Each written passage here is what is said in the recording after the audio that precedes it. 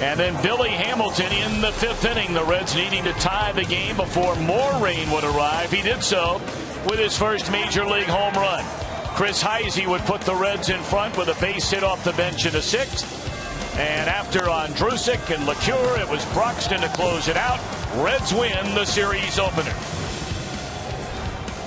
So here we are now on a beautiful night for baseball in downtown Cincinnati, and we welcome you to Great American Ballpark, the second game and the final game of this series with the Cubs in town to take on the Reds. And hi again, everybody, alongside Jeff Brantley and Jim Day. I'm Tom Brenneman. Welcome, as always, to Reds baseball on Fox Sports Ohio. And tonight, we're going to get a look at Tony Cingrani and how good he continues to be, improving seemingly every start.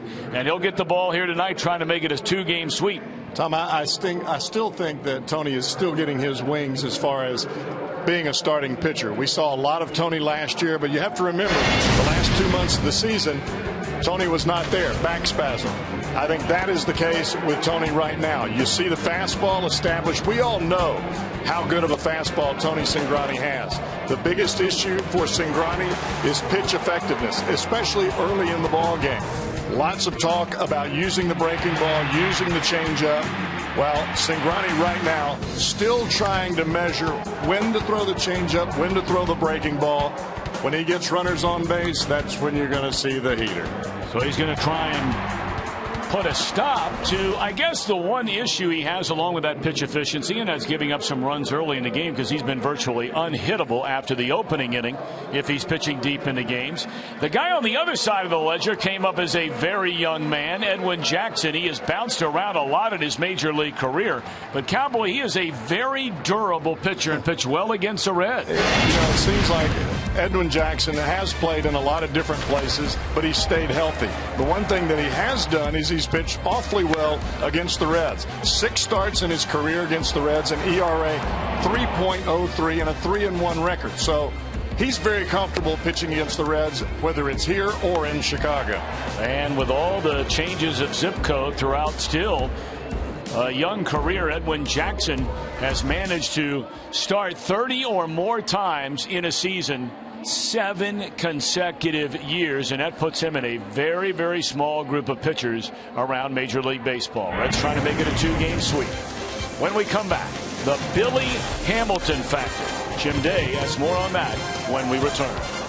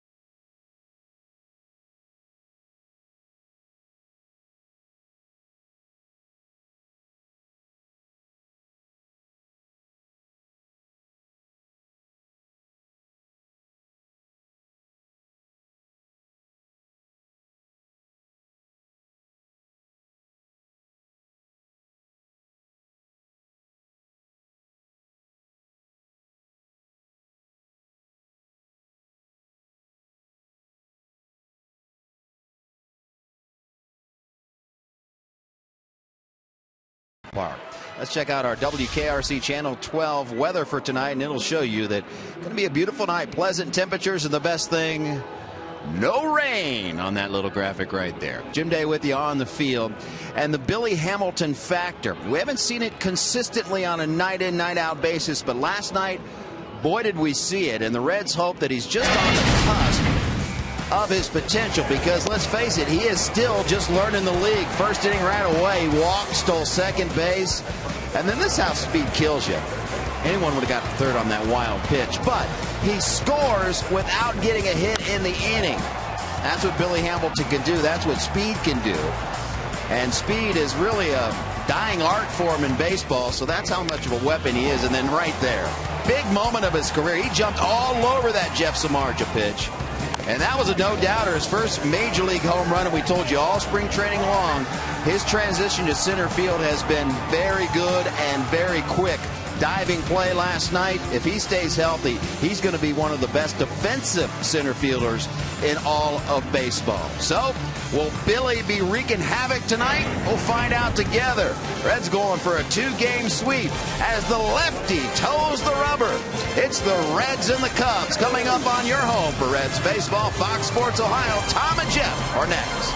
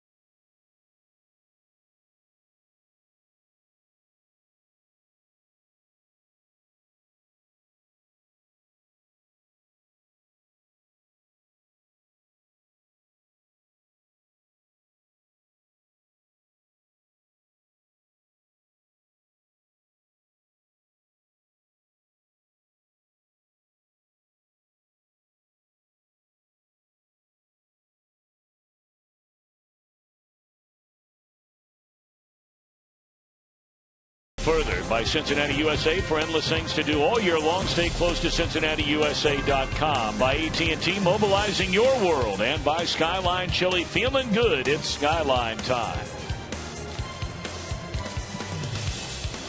A glorious weather night at Great American Ballpark in downtown Cincinnati, and we are set to go. Emilio Bonifacio digging in against Tony Cingrani. A fastball is low, and this one underway on this April the 30th, 2014. As you know, we were rained out on Monday night. Had a couple of work stoppages here last night due to rain. But the Reds eventually prevailing in yet another one-run decision. Reds are now 4-9 in one-run games. They picked up their 12th win against 14 losses. The Cubs, meanwhile, have won just 8 times through their first 25 games of the year. Bonifacio, a .337 batter, 9 stolen bases, and he's ahead in the count at 2-1.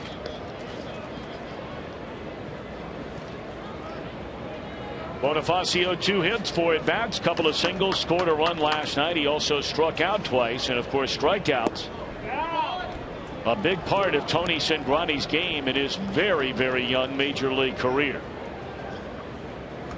Bonifacio, as you talked about last night, not a guy that you want to put on base. You got to make him earn his way on. He's got some wheels. Taking all the way on a 3-1 pitch, and that'll run it full. Junior Lake to follow here in the Chicago first inning, and then the first baseman Anthony Rizzo. So Cingrani trying to finish off Bonifacio, and that one scoots by Votto. That's a base hit into right field.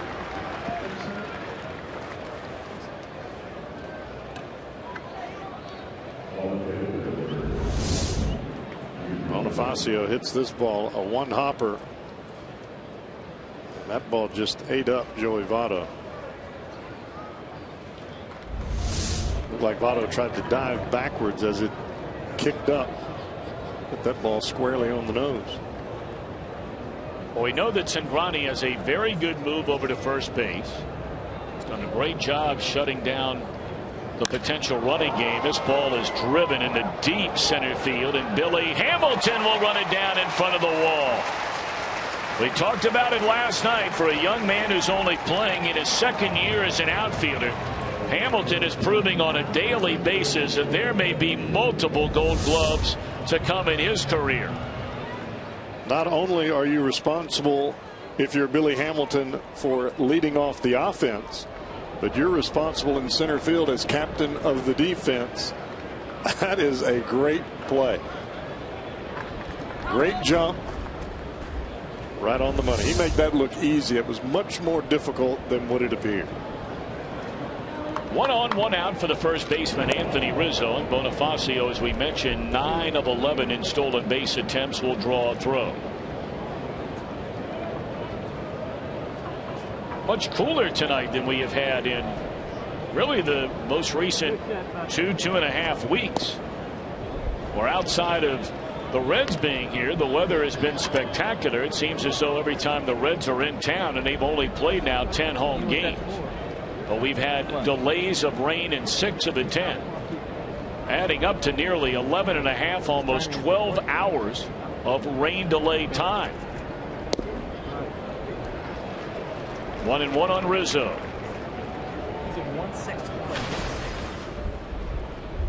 Rizzo at 275, the 3 home runs, 10 runs batted in. Rizzo has shortened up his swing a lot against left-handed pitching.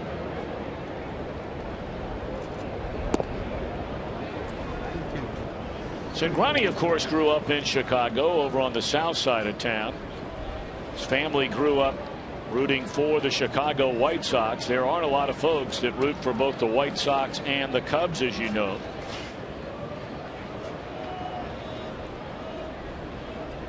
Still remember that interview we had with his father last year at Wrigley Field, the first time Tony pitched in that ballpark. This one hit a ton into left center, and Hamilton won't get it. That is a long home run to left center by Anthony Rizzo, and the first inning struggles for Cingrani continue tonight. Short and quick to the baseball. Rizzo's always been able to handle a fastball. Changed his swing just slightly, just his swing path to the ball to guard against the left-handed breaking ball. He hits this baby right on the nose, just to the left of the Reds bullpen. Fastball right out over the plate.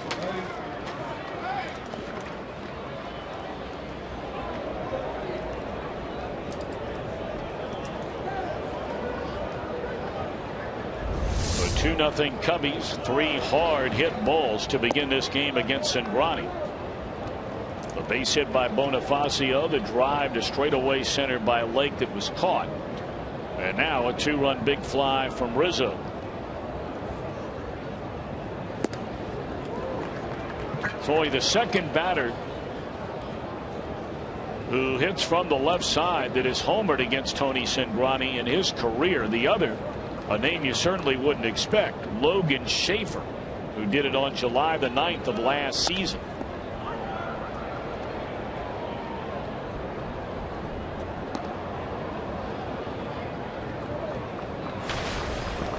Earlier today, St. Louis avoids getting swept by Milwaukee. The Cardinals behind Shelby Miller with a 9-3 win over the Brewers.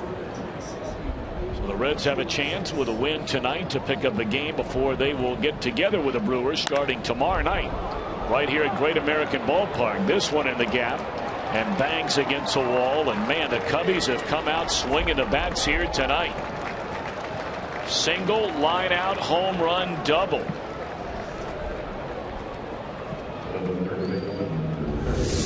Tony trying to establish the fastball early, but the fastball is up. If you've got a good fastball on the mound, as a hitter, all you're trying to do is get the bat head to the ball and let that velocity from the pitcher supply the power.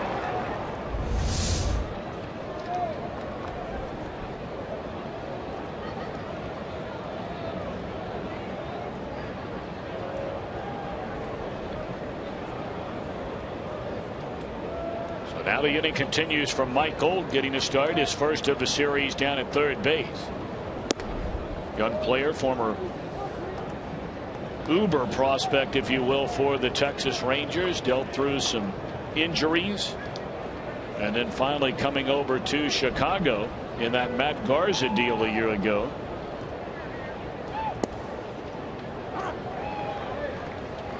Of course, the Reds will see Garza and the Brewers over the weekend. Garza, it seems like every time you turn around, he is certainly bringing a lot of attention to himself, sometimes with good pitching, and a lot of times by just talking about topics that he feels like everybody should understand or know his opinion on it. And certainly had an application last night to the starter Jeff Samardzija, where Garza talked about just pitch your way out of there. I lost 30 games in 3 years because of poor play by the Cubs. That one pulled foul and out of play.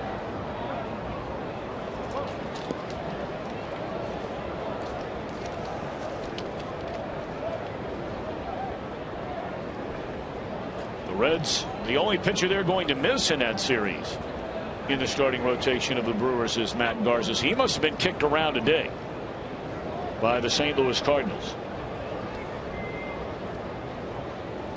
2-2 pitch. Got him swinging, and that's the first strikeout in this first inning for Cingrani, and the second out overall. Cubs batting order presented by Meyer. Sherholtz coming up. Wellington Castillo in the 7-hole. Darwin Barney bats 8th and Edwin Jackson 9th. Matt Garza today in 3 innings gets his 3rd loss against 1 win. He gives up 5 hits, walks 4, and gives up 5 earned runs. So now Sherholtz with a runner at second, 2 runs home, and a breaking ball in there for a strike.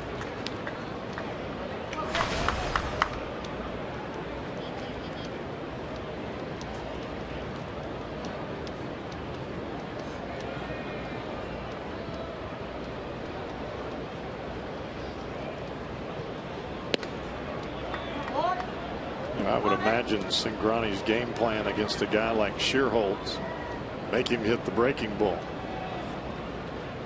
Sherholtz can handle the fastball pretty well. Always has been able to, whether you're right-handed or left-handed on the mound.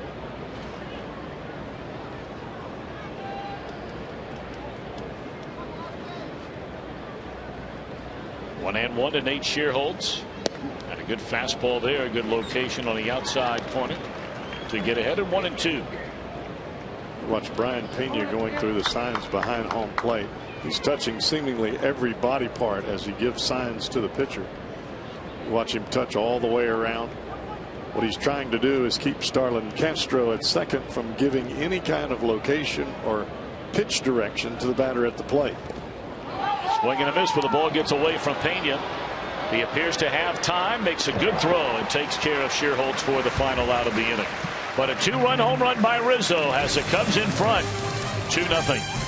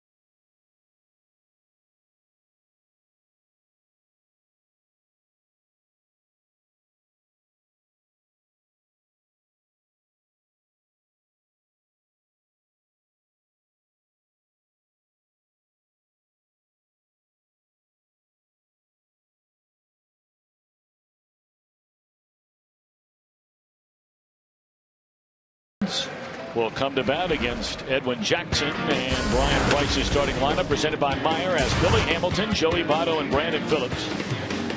Votto very, very good numbers against Edwin Jackson. The same does not hold true for the Reds as a unit. Jay Bruce, Todd Frazier, Ryan Ludwig in the middle with Pena, Cozart, and Cingrani near the bottom of the order. As we said earlier, Jackson, good numbers against the Reds.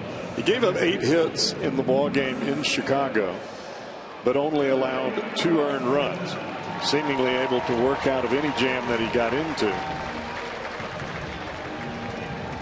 Nothing overpowering, nothing special from Edwin Jackson other than the fact that he throws all his pitches for strikes, and he'll do that again here today.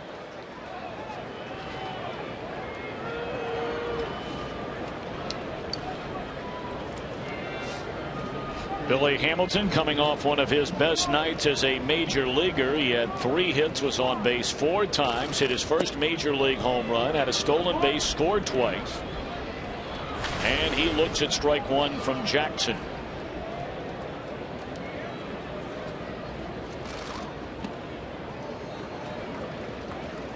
Everyone remembers that opening series when Billy Hamilton against the Cardinals went 0 for 12. He began the year overall with only 2 hits in his first 22 at bats, but ever since then he's been a .294 batter. I think you have to expect any young player coming to the big leagues, there are going to be some waves, some highs, some lows, but as the season progresses, you want to eliminate the high highs and the low lows and get into that median area where you're consistent. Bouncer to Darwin Barney. And that'll take care of Hamilton. Let's take a look at the Cubs on defense. Presented by your Ford dealers. A number of changes from the first game of the series. Junior Lake does get the start out in left field. Shearholtz and Nod out in right. Hold his first start of the series.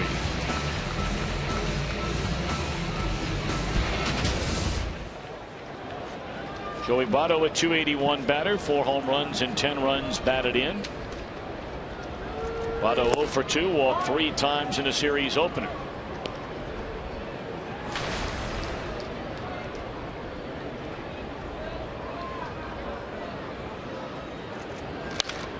That ball in the air and well hit into left field. Junior Lake will leap and cannot get it. Votto on his way to second, and he'll stop right there. And his hot hitting against Edwin Jackson continues with a 1-out double.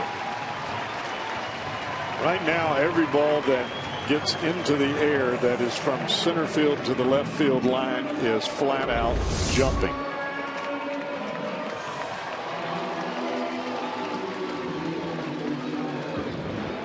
Great effort. That wall doesn't give, partner. That's the only area where the wall is not padded, as they have that chain link fence material, if you will, which covers up the out-of-town scoreboard.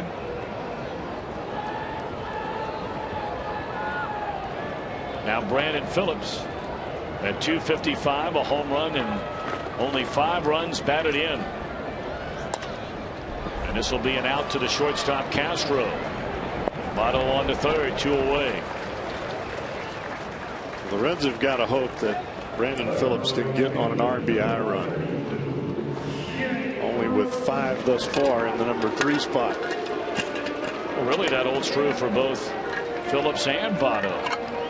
When you consider these are the 2 guys that, along with Bruce, I mean, you're paying big money to drive in runs and produce runs, and the 2 players combined playing every day have 14 and now 15 after last night. 15 runs total batted in 26 games. Now granted, you don't play that game where you're on pace for. I've never liked that because guys are going to get hot. But the bottom line is, if you did play that game, you wouldn't have either player on pace for more than 62 or 63 runs batted in for the year.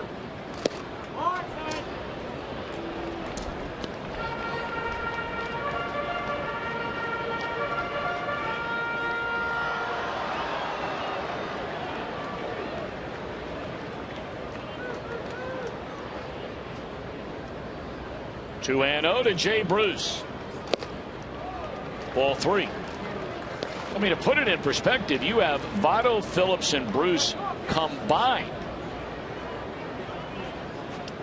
have not knocked in as many runs as Jose Abreu, the rookie first baseman of the Chicago White Sox. And there's a 4-pitch walk to Jay Bruce. And Abreu is the major league leader, by the way, in runs batted in. Well, what a first month he's had. No kidding. I would imagine, Tom, after seeing the way that Edwin Jackson approached Jay Bruce with 2 outs and 4 consecutive pitches out of the strike zone, that's the man that he doesn't want to beat him here today. Now it's Todd Frazier at 247, 4 home runs, 10 RBIs. Reds trailing 2-0, but knocking on the door here in the bottom of the first inning. Runners on the corners and 2 out.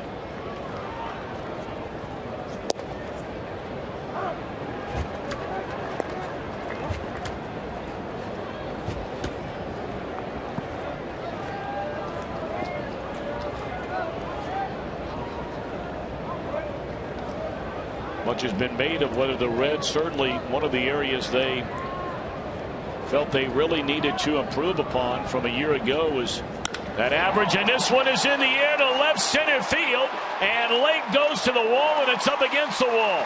They're going to wave around Bruce. Here comes the throw by Castro, and a slide, and he's safe, and on to third goes Frazier. And that's going to be a challenge. You can book it.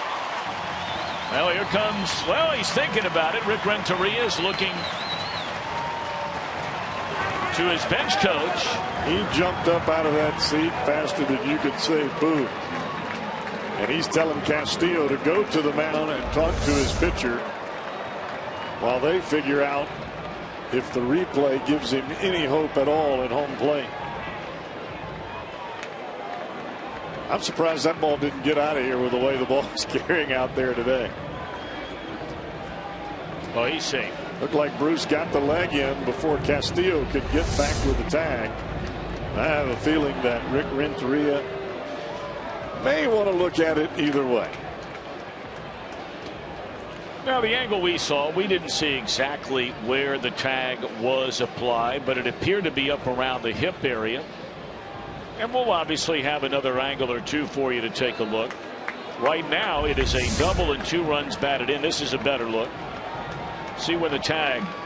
Safe. Yeah, he's safe. And I think that's the look that Renteria got before he headed out to have a quick conversation with home plate umpire Rob Drake. On initial contact, the ball beats the runner to the plate. You think, hey, we got to play here. But on second thought, I don't think we'll challenge that. So a 2-2 game on a big 2-out hit by Todd Frazier. And now Ryan Ludwig with a chance to give the Reds a lead. That's a swing and a miss for strike 1. We're talking about the Reds hitting with runners in scoring position, and Brian Price said it point blank the very first day of spring training. This is an area where we need to get better. And the Reds as a team are batting .235 on the year so far. But we're not even a full month into this thing yet. 1 ball and 1 strike. Frazier delivers with a big time hit right there.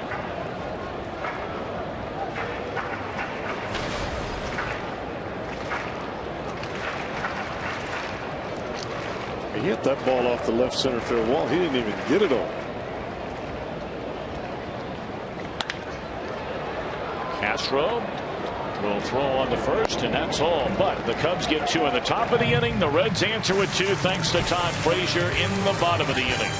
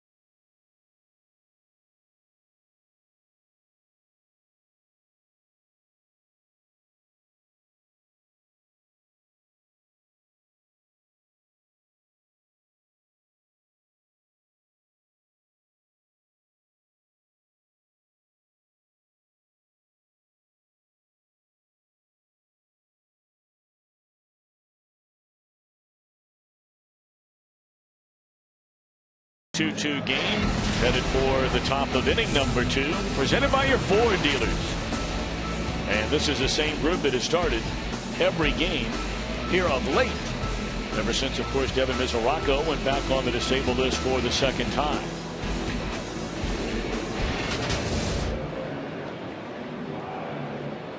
So we start from scratch here in the second inning. It'll be 7, 8, and 9 in the Chicago batting order against the Chicago native Tony Cingrani. We were starting to bring up earlier.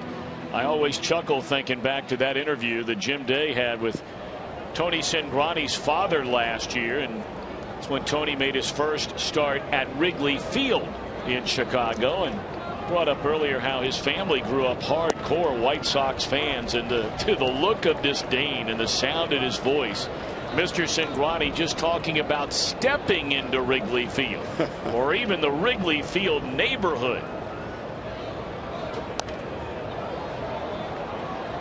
Made the comment, if my son were not pitching in this ballpark, there is no chance that I would ever come to this ballpark. It was good stuff. Well, you see where Tony gets his competitive fire. And let me tell you something. That fella right there has got some competitive fire.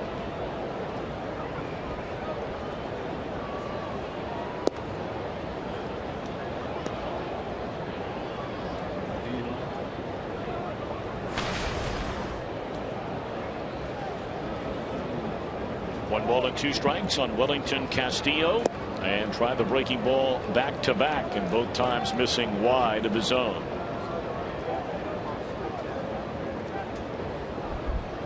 Cingrani, a pair of strikeouts. Cubs hit some balls very sharply in that opening inning, and that's fouled out of play to keep us at 2 balls and 2 strikes. But so nice to see the sun shining brightly here tonight, looking across the Ohio River and into the rolling hills of the Commonwealth of Kentucky.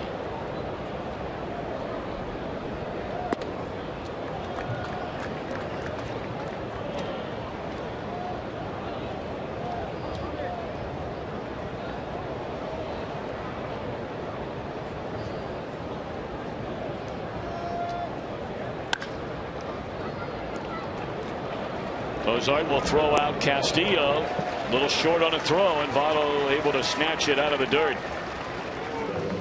Let's check in down along the Reds dugout. Looking very dapper tonight, minus his rain gear, that is Jim Day. Thank you, Tom. I want to follow up on something we talked about last night. Brian Pena took a pitch, basically, or hit by pitch off of his wrist on his catching arm. And he told me it hurt big time last night, hurt every time he caught the ball. I talked to him in the clubhouse today, and he said, I'm not going to lie to you, it's still hurting. But with Mesoraco out, my team needs me. And heck, I want the playing time right now. His quote was, it's going to take a casket to get me out of there. So he's gutting it out. I'll tell you what, it is hard to imagine there is a player. There you get a look at when he took that off the wrist, the left wrist. It's hard to imagine there's a player out there that endears himself to fans faster than Pena. Hamilton will back up. That ball carried all the way to the warning track. That's a direction where the wind is blowing, by the way, tonight, out towards right center field from roughly around the Cubs' third base side dugout. But Pena, I mean, every interview, it's just delightful to even sit up here and listen to him talk. Very much a people person. Loves the game. Loves to talk about the game. He's enjoying life. Can't blame him. He really is. He's always smiling, very upbeat. Reds are fortunate to have him, and he's glad to be here.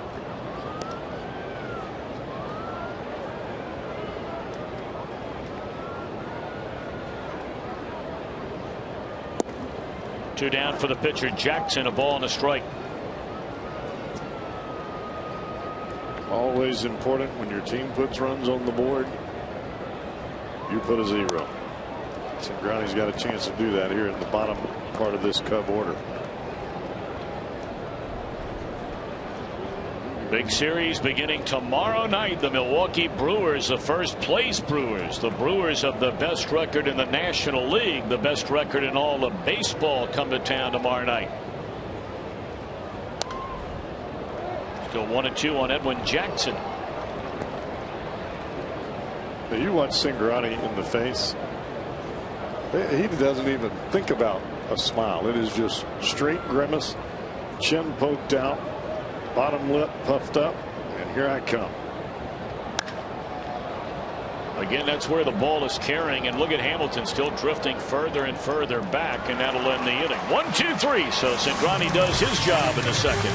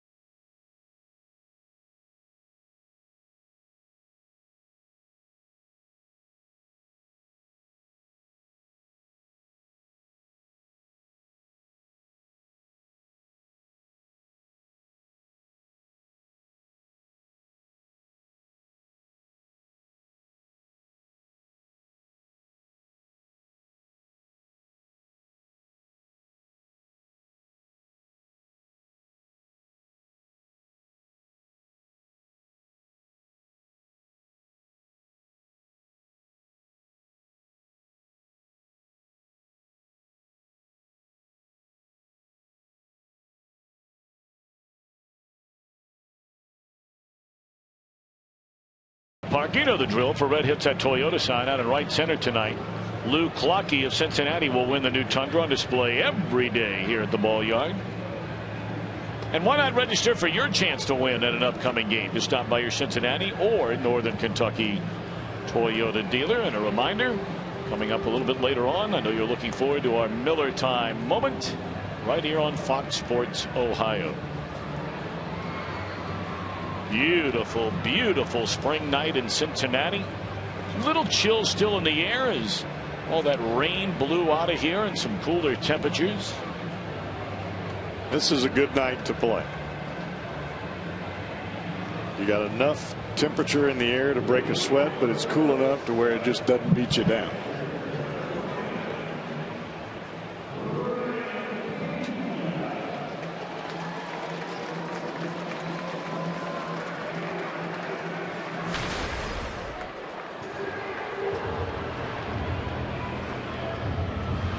Pena 302 with a couple of runs batted in. 7, 8, and 9 in the Reds batting order. The Cubs got 2 runs in the first inning. The Reds got 2 runs in the first inning.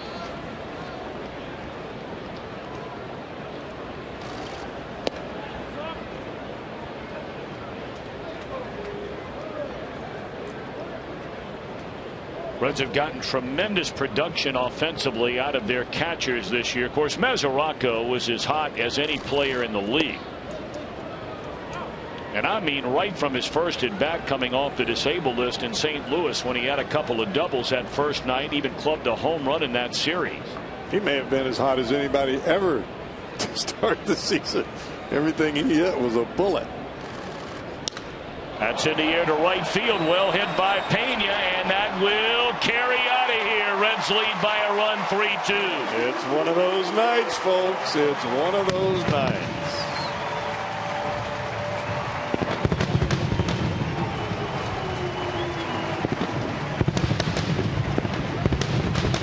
For Pena, his first home run as a Cincinnati Red. 2 breaking balls early, gets a fastball there, and that's one thing Brian Pena can do. He can flatten turn around that heater. We were just starting to talk about the production the Reds are getting from an offensive standpoint out of that catcher's spot. I mean, the numbers are mind-boggling. They lead the National League in average on base percentage, slugging percentage, Well, the duo, Mesoraco, Pena, and a little bit of Tucker Barnhart, but primarily Mesoraco and Pena, very good. Broken bat off the end of the bat, short left field. Lake will track it, and Cozart retired.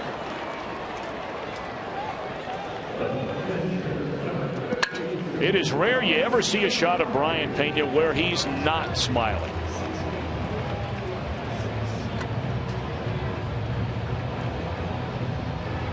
And there's another side to Pena as well. When he's behind the plate and you're on the mound and you're not doing what you're supposed to do, he will crawl up in it quick.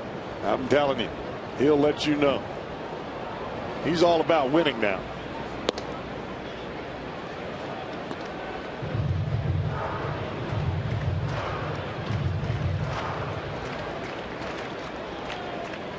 Cingrani 2 hits and 10 at bats.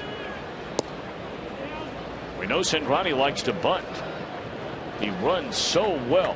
Of course, the flip side of that, he runs so well, that's how he injured his back. You may remember last year, that long stride and hitting the bag very hard, which jarred some of the muscles in his lower back, causing him some issues over the final 2 months of the year. 2-1. Man, can he run.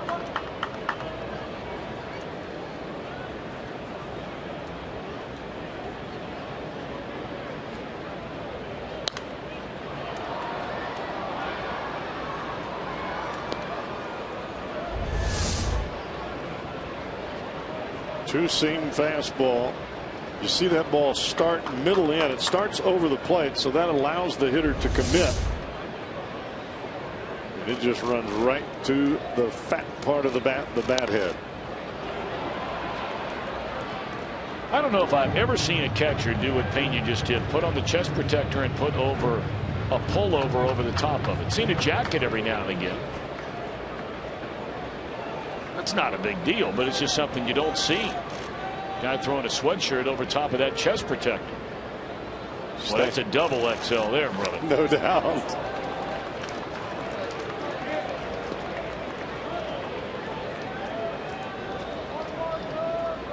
Hey, he likes to stay warm.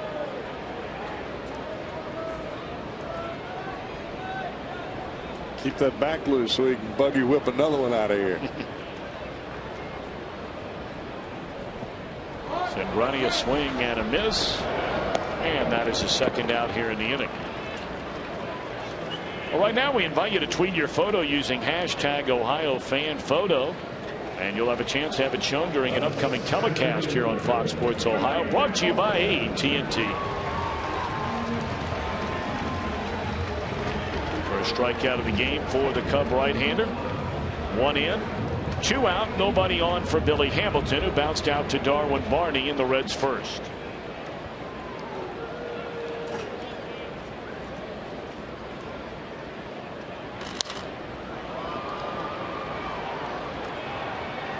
Lake with room and a nice running catch, and that'll take care of Hamilton.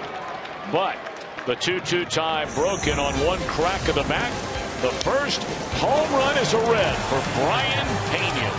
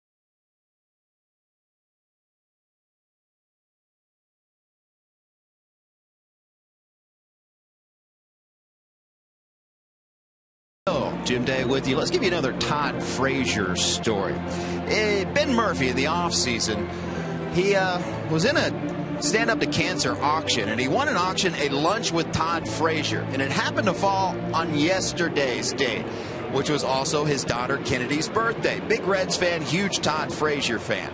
Well, they'd made the track 145 miles north from their home in Kentucky, Moorhead, Kentucky. And they couldn't keep it from the daughter that they were going to a Reds game because they were in Reds gear. But she didn't know that they were going to a lunch with Todd Frazier. So they went to his favorite spot, the Bluebird Cafe in Norwood.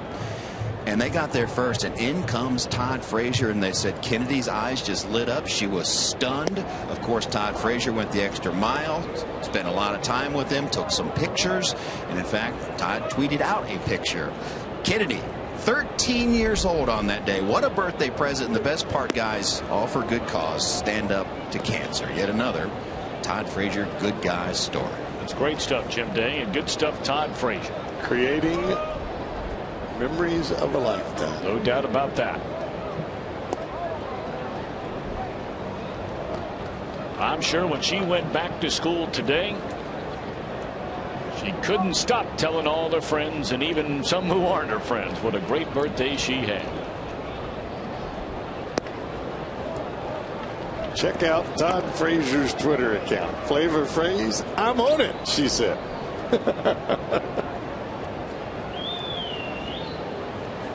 Reds with a 3-2 lead after the home run by Pena. 3-1 to Bonifacio. And a broken bat, one hopper, and Brandon Phillips. One out. That's 6 in a row retired now by Cingrani. You may remember the first 4 batters, if you weren't with us. I mean, every one of them hit the ball right on the screws. Bonifacio, a base hit into right. Junior Lake sent Billy Hamilton racing to the very base of the wall to haul in his line drive. No one could catch the long one from Rizzo into left center, and then Castro had a double. But Tony able to take care of the final 2 batters, Old and Shearholtz, on strikeouts, and nary a Cub has reached since the Castro double. So for a guy who hit one 400 feet his last time up, Junior Lake is up there trying to bunt. Strike one. Being 3 for his last 26, he just wants to get on base.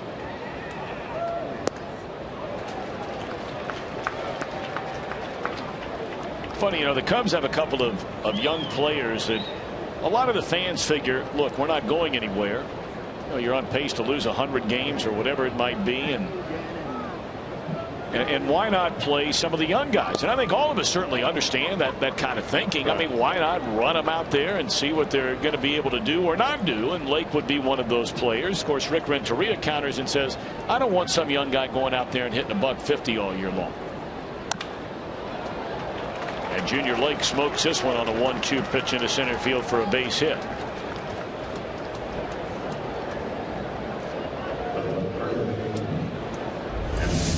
Well, you hit 150 for a full season. Another pitch up in the strike zone.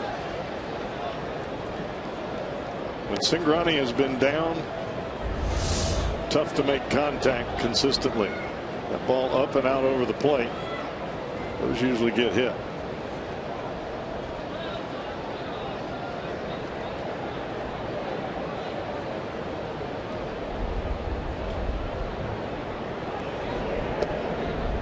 We've got a young man from Cincinnati who certainly has made his way up through the Fox network, Jake Jolivet.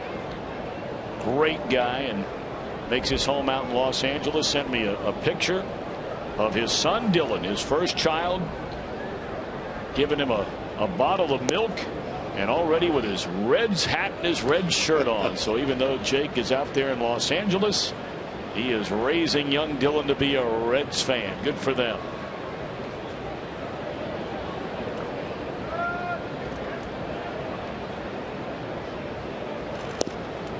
Rizzo hit one a mile into left center out by the Reds bullpen his first time up, and a hitter's count here at 2 balls and no strikes.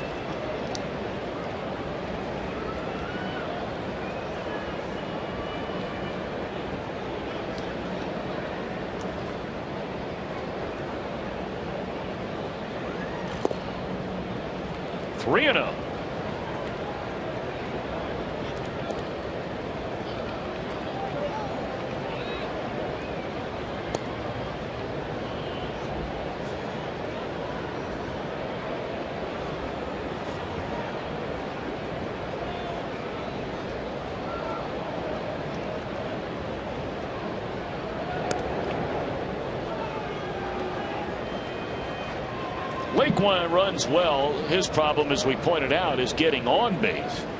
He has 3 steals, has not been thrown out. Riano to Rizzo. And that's on the inside corner, a fastball strike. And I can't imagine that the Cubs will try to run as many times tonight as they did yesterday, simply because Cingrani's move is such that you get a hair off the bag too far, he's going to pick you off.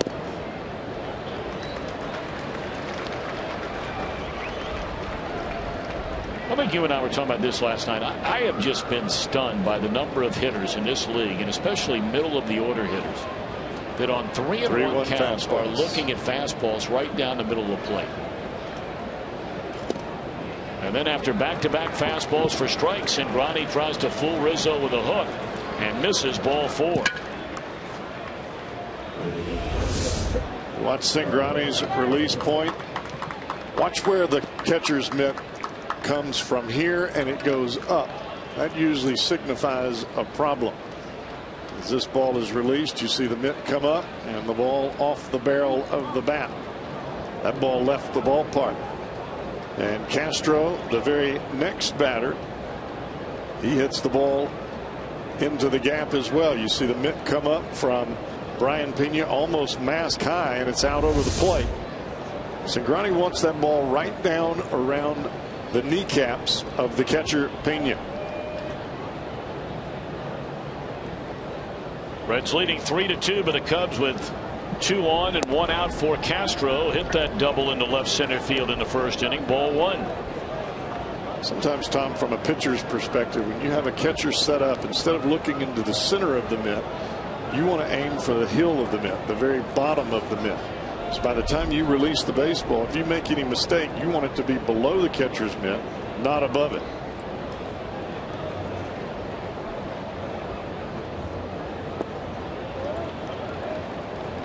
Well, we talked about some of the hitters we were starting to mention that have been taking a lot of 3-1 fastballs, 2-0 fastballs. You can mark one thing down as sure as you're sitting here. He's not going. This guy's not one of those guys. If this is in the strike zone and it's a fastball, he'll fall down. He'll swing so hard.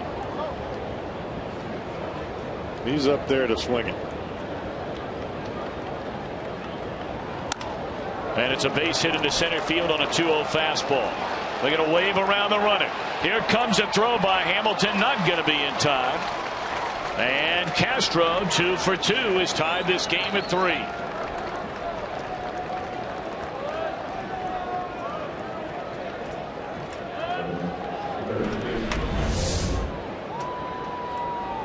Fastball in, a changeup into the dirt, and no sooner did you say it than it happened. A 2-0 fastball, and Castro was all over it. It's not just the fastball, it's the location of the fastball as much as anything. Now the inning continues for the third baseman, Mike Olt, and there's a first pitch strike. You may get that last pitch called as a strike. That's not where you want to be. You don't want to be up belt high getting called strikes. Double play ball here. Cozart, Phillips, inning over. But the Cubs tied the game on a base hit by Starlin Castro. Reds have Votto, Phillips, Bruce coming up in a 3-3 game.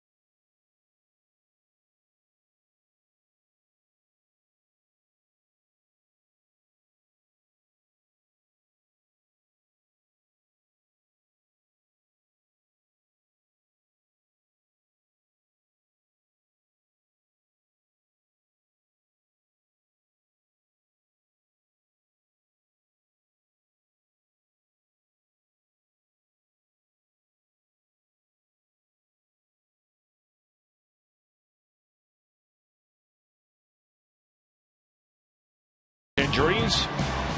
Call 1-800-ELK-OHIO. Most one-run games played this season. The Reds sharing that honor with the Pittsburgh Pirates. Pirates 3 games better, however, in the win-loss differential. I think when you ask manager Brian Price of the Reds, his focus is to reverse that trend rapidly.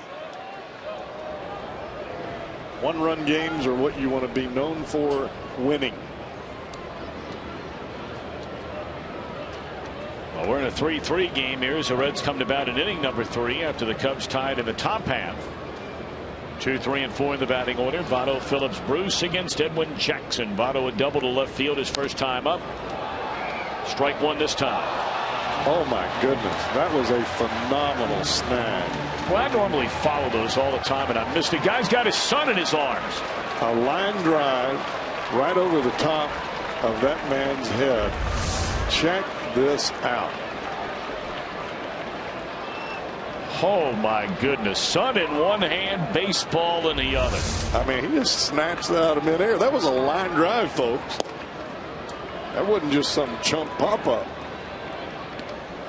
Congratulations, Dad. Well done. His son's like, well, I want some popcorn, cotton candy, right behind you. Let me get some of that. He'll figure out that ball's worth something later on.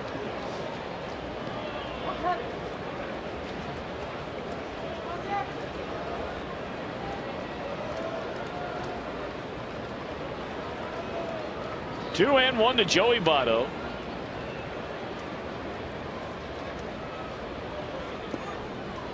Talk about Votto's great success against this right-hander, and a well-traveled right-hander is Edwin Jackson. He has been in the big leagues in all or part of the last 11 years, and he has pitched for 8 different teams. He came up a highly touted prospect, originally drafted by the Dodgers as an outfielder. They converted him into a pitcher, and I mean, he was on the fast track. Lined into right, but right there is Shearholtz. A loud out for Votto. I remember Edwin Jackson's major league debut. It was a dandy for the Dodgers against the Arizona Diamondbacks in 2003. Hey, the last 2 swings for Votto have been right on the money. Hips through the baseball, hands right on the money.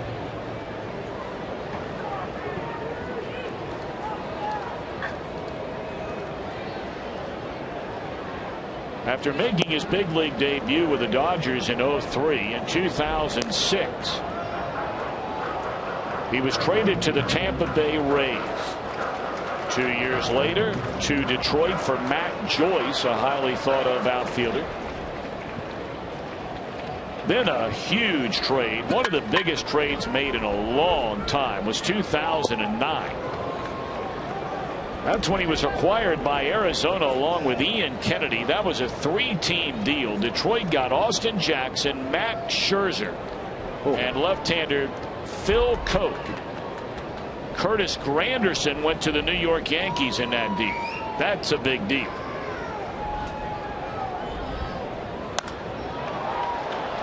Another line drive right at the right fielder, 2 away. From there was on to Chicago in 2010.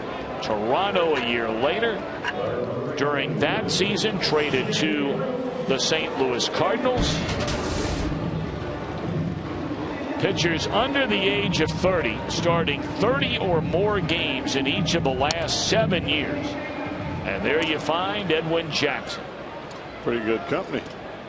Pitched 1 year in Washington in 2012 and then signed a 4-year contract, which I think stunned everyone. The Cubs, who appeared to be really trimming down the payroll, trying to rebuild the thing literally from the very ground, if not the basement, up. And they give a veteran, Edwin Jackson, a 4-year deal.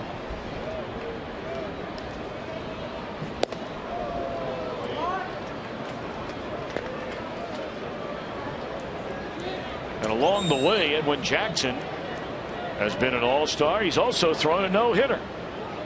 The second no-hitter in Arizona Diamondbacks history. That was in 2010 in Tampa.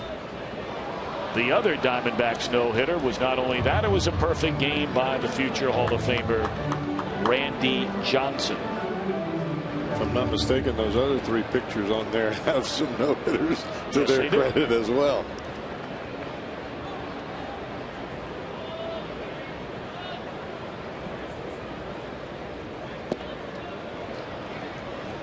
It's a pretty good looking group, those guys.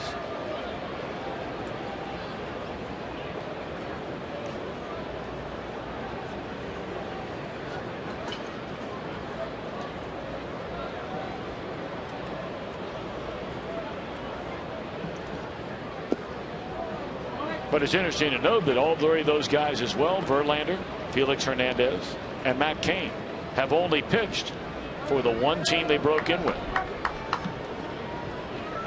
You don't see too many guys on the free agent market under the age of 30 as a starting pitcher anymore. Homer Bailey would have been, had not the Reds locked him up to that long-term deal. And there's ball 4 to Bruce. You brought it up earlier. He doesn't want to flirt around, it appears, with Jay Bruce tonight. Second time he's walked it. Well, after 2 rockets in the right field, he figures he didn't want to push his luck.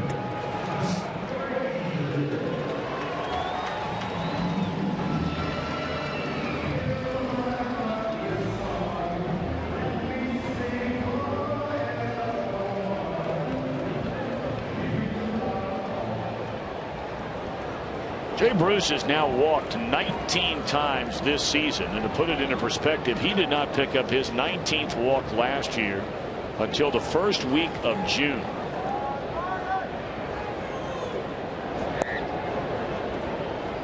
And that was an area where Jay said he wanted to improve, not necessarily in walks, but just in better pitch recognition and having better command of the strike zone. Swing and strikes. Pitches you can handle.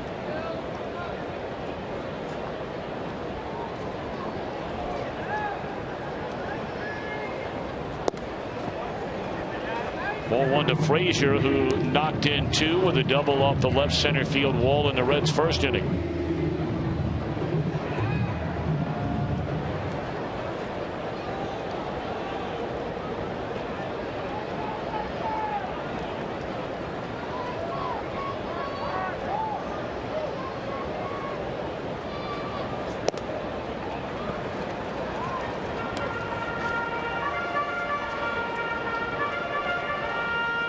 So they were rained out again today. Pittsburgh and Baltimore. They were already going to play a doubleheader tomorrow. Of course, that's the only visit by the Pirates. Interleague 3-game series against the Orioles. They're going to have to find another date to make up another game sometime down the road. 3-0 now on Todd Frazier. Problem is the Pirates don't go that direction too often. It is a short trip for him, which is the good news.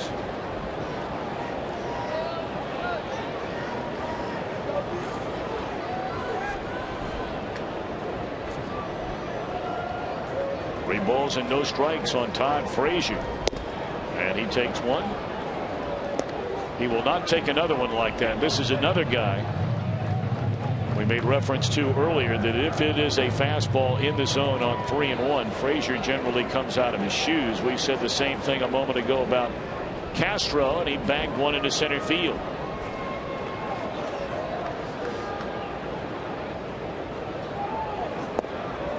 Wow, he ends up taking the pitch, and the ball is jarred out of the glove of the second baseman Barney. Otherwise, they probably throw Jay Bruce out. It was a great throw by Wellington Castillo. It was right on the bag.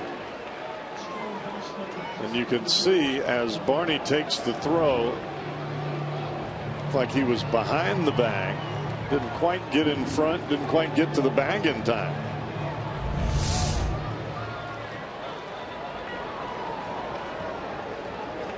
So does Jackson now throw him another fastball? I don't think so. Frazier hurt him the first time. A chance to break the tie with a runner at second. Was not a fastball, and he got him swinging. We play 3. We're tied at 3.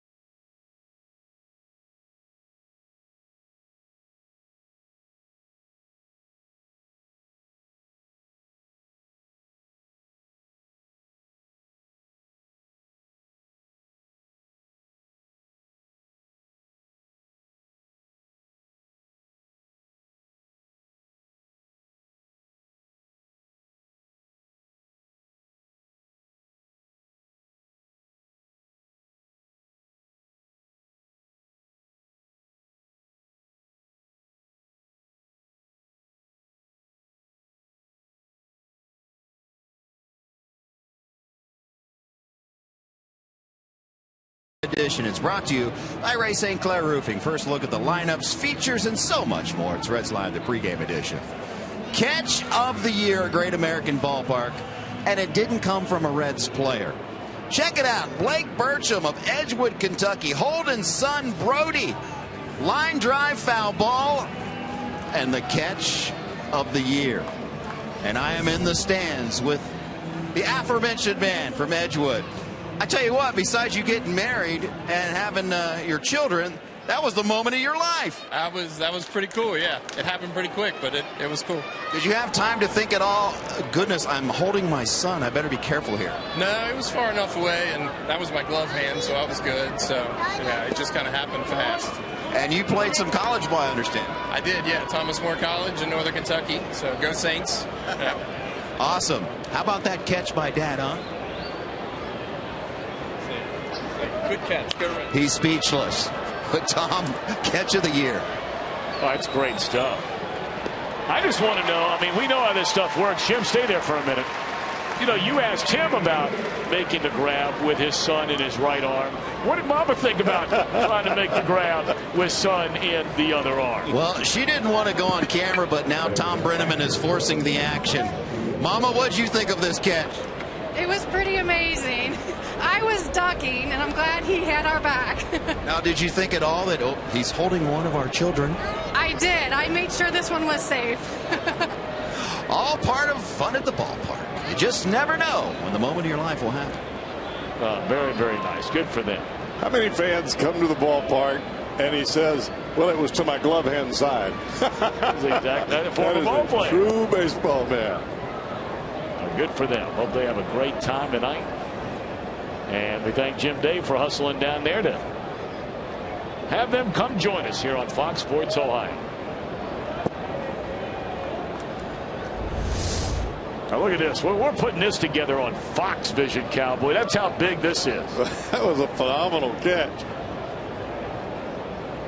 I mean, this wasn't like up against the chest or, you know, a little softy.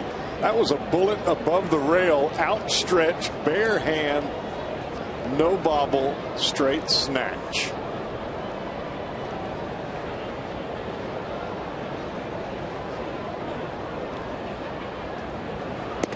Fastball in. 3-1 on Wellington Castillo. It's just reaction right there. That's exactly. What are you going to do?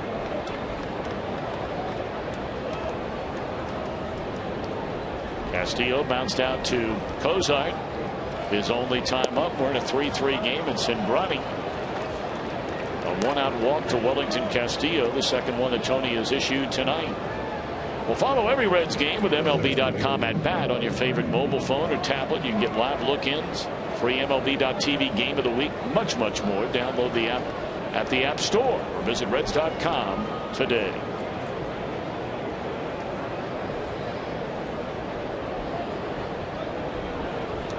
Now Barney flied out to Billy Hamilton, his first time up.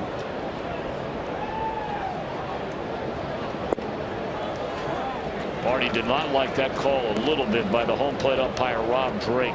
He thought it was down and in. That pitch count once more is very high for Cincinnati. It's right on the edge of that strike zone. He's knocking on the door of 70 pitches here tonight, and we are only 1 out into the 4th inning.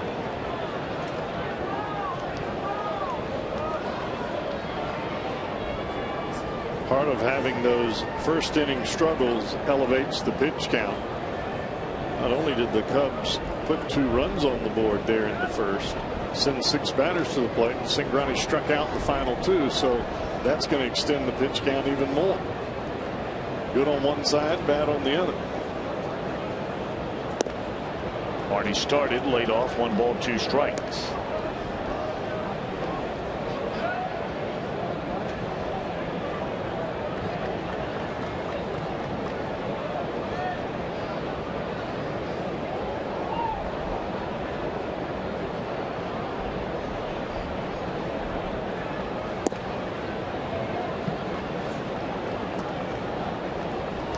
Two to Barney. And when Jackson waits on deck, Cubs got 2 in the first. Reds tied it with 2 in the bottom of the inning. Ryan Pena's first home run wearing a Reds uniform broke the tie in the second. The Cubs tied it in the third. Pulled foul. Starlin Castro's knocked in a run tonight, and Anthony Rizzo with a 2-run home run.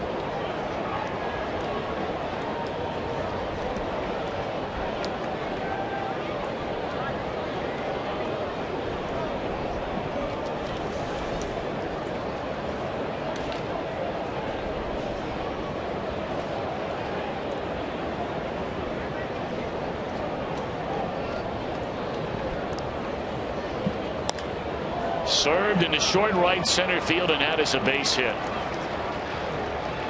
So you walk the 7-hole batter. Barney punches one into right. And now 2 on for the pitcher Edwin Jackson. Tried to backdoor a breaking ball here. It starts outside. It's off the plate away.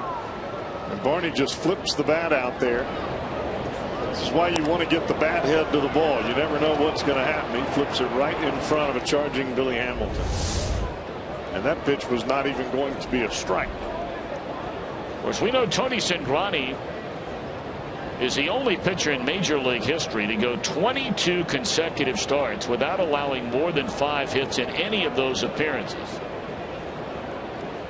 That came to an end his last start when he gave up 6 hits in 6 innings against the Pirates. And now he's allowed 6 hits to the Cubs here tonight, and we're in the 4th inning. That is called ball 1 to Edwin Jackson. He's taking a long look down to Gary Jones, their third base coach, to see what might be going on here. Well, if you're Cincinnati, you release the ball and you charge to the 3rd baseline. If you're Edwin Jackson, you want to bunt the ball hard and make Frazier come get it. Saw the Cubs have this same play late in their game last night with Pedro Strop on the mound. 3rd baseman charged. Pitcher got to the ball. There was no play at 3rd base, even though Strop got to the ball in time. You bunt it hard, you make the 3rd baseman commit. And they had him swing away. And he pops it up into foul territory for out number 2.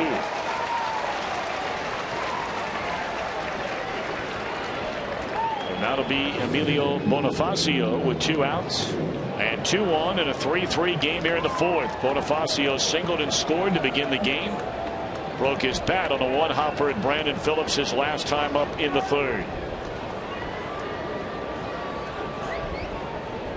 This guy seems to handle the ball pretty well that's close to it. The ball that's down and away, whether it's left-handed or right-handed, doesn't have the same kind of swing.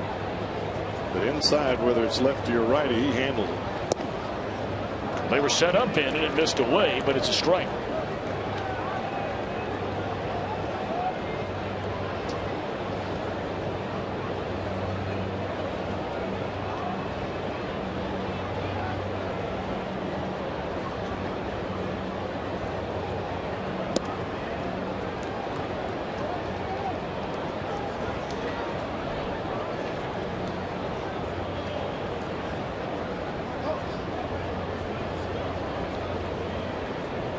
One-out walk in this inning to Wellington Castillo. Barney singled.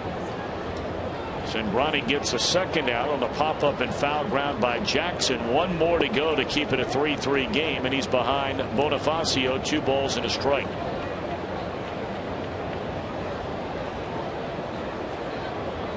Cingrani looks really uncomfortable throwing that changeup, and it's not just tonight. It's been from day one. There's not a pitch that he feels real comfortable with. Doesn't look that way.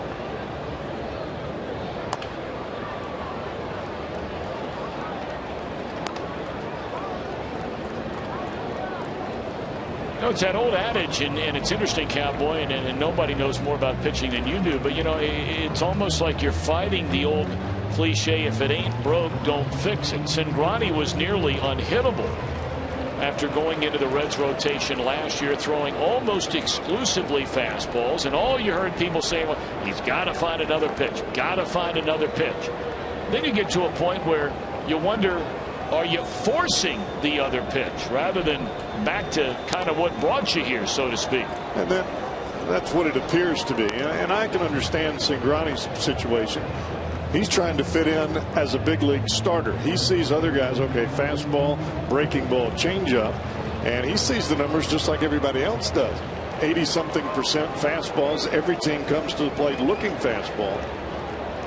But I'll totally honest with you, I think the best pitch is a well-located fastball. If you can do that, the other stuff, you tease them a little bit and come right back with the number 1. 2 on, 2 out, 2 balls, 2 strikes.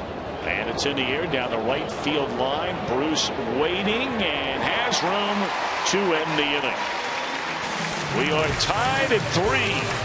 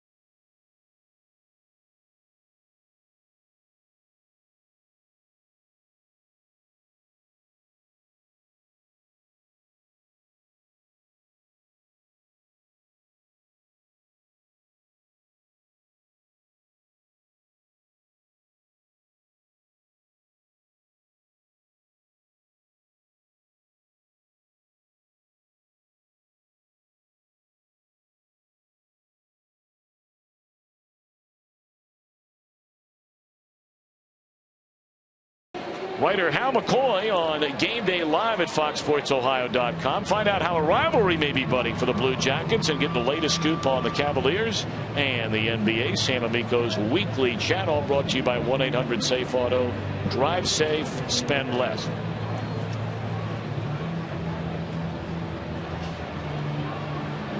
Talked about the temperatures being a little chillier than they have been here of late. Virtually no humidity in the air at all tonight. And it is a perfect night for a ball game. There's Jeff Brantley. Go ahead and smile, Cowboy. Chase, please. Come on, Cowboy. They both won your picture. Cub fan wants to have one of the Cowboy hanging up. Yeah, right. All right, a 3-3 contest. Ludwig, Pena, Kozart against Edwin Jackson. Ludwig bounced out to Castro as only at bat of the game.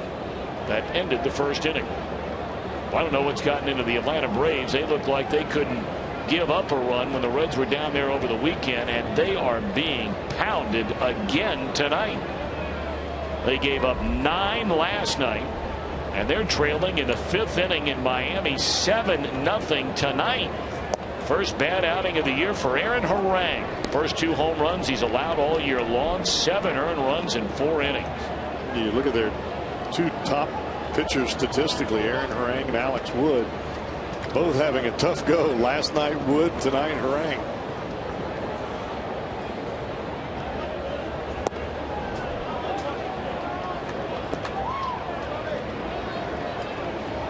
Well, the Reds already have action in their bullpen. The pitch count once more very, very high for Cingrani. Right around 80 pitches through the first 4 innings.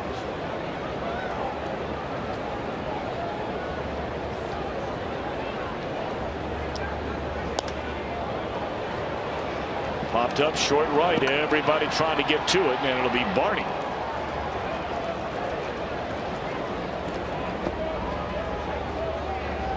The Reds and the Brewers coming up this weekend. Take advantage of the first Reds 4 for $48 ticket offer. 4 view level tickets for $48, and you get 4 free Reds hats.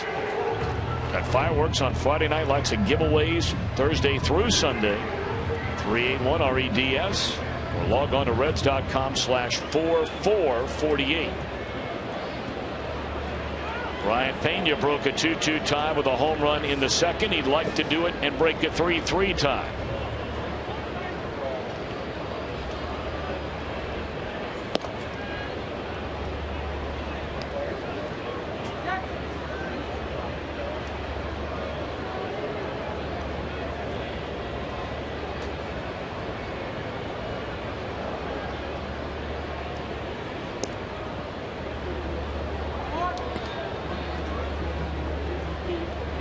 Fastball changeup this go round against Pena.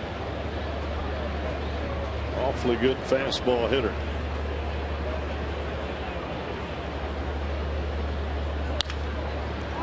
From a fastball that time and slaps it at Castro for out number 2. It's just disrupting the timing there. Fastball up and away, a changeup for a strike, and then he comes back with a fastball away. You're seeing that 84-mile-an-hour pitch. Very tough to make an adjustment on this fastball.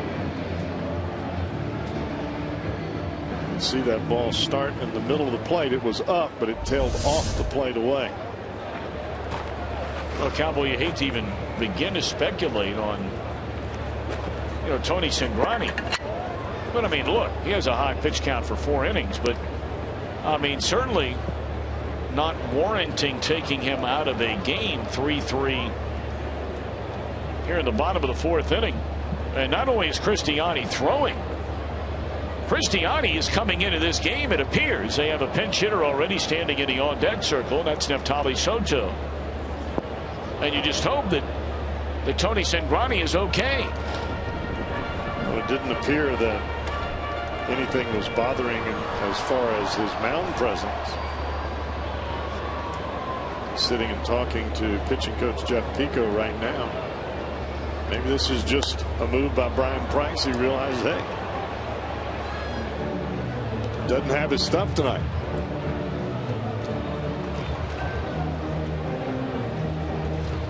Well, he'd be going through that trio of Junior Lake, Anthony Rizzo, and Starlin Castro in the 5th, and he has not fooled any of those 3 tonight. And Cozart lifts one into left field. Lake looking for it, now finds it, inning over at the track. 1, 2, 3 go the Reds, and we go to the 5th in a 3-3 affair.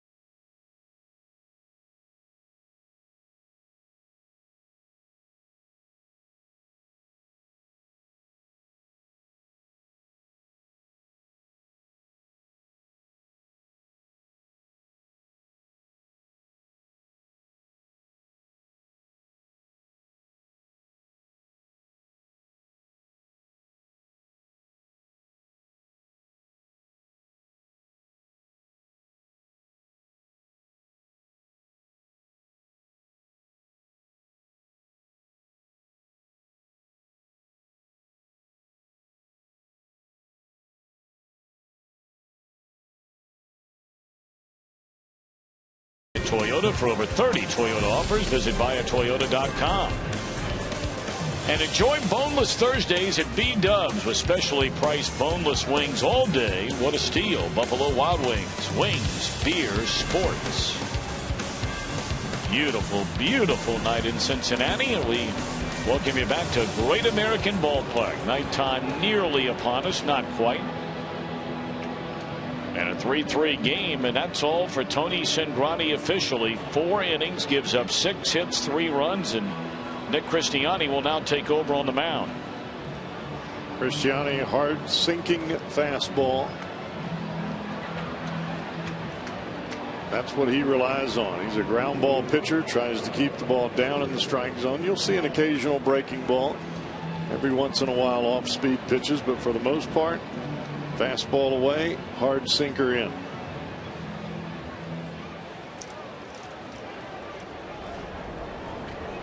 I agree with you, Tom. I think it makes you ponder a little bit if there is something up with Cingrani. Maybe it was a bout with a flu or a little soreness in a certain area. You never know. A short night nonetheless. 2, 3, and 4 in the Cub batting order, and the first pitch is whacked by Junior Lake over the head of Ryan Ludwig, and Junior Lake scoots in with a double. Well, that ball was hammered. No secret, Lake, a fastball hitter. He gets a fastball belt high over the plate.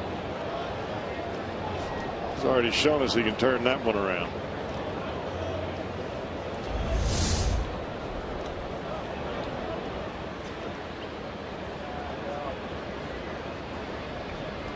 Only the 6th extra base hit of the season for Junior Lake.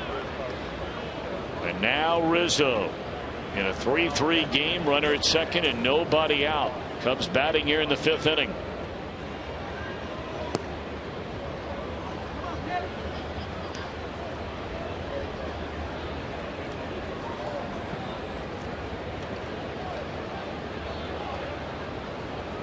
Cristiani, in the 2 appearances over the weekend in Atlanta, retired all 4 batters he faced. He's not allowed a run in 6 of his 8 appearances, and he's got work to do to keep that true here tonight after a leadoff double, and he's fallen behind Rizzo at 2-0.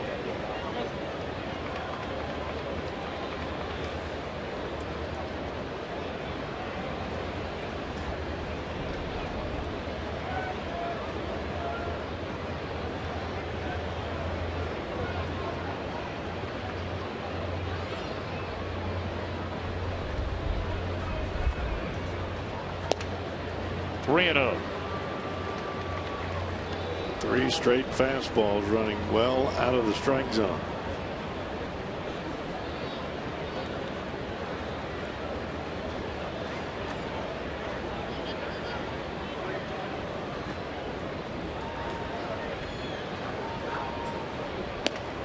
And not even close on ball 4.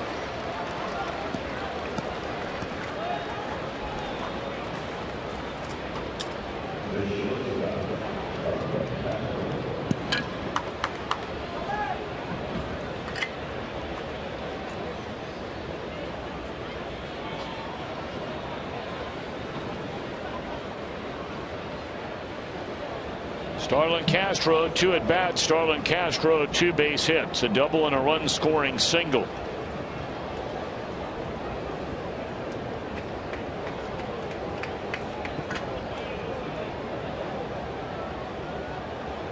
Well, this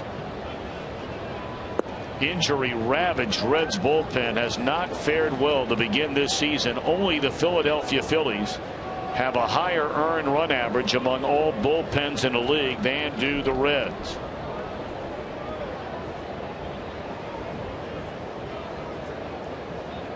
One and 0 the count on Castro. 2 balls and no strikes. We have not seen this from Cristiani. Control issues. More times than not, he's been able to throw strikes with regularity. But he missed well out of the strike zone to Rizzo. You don't want to be 2-0 on this guy.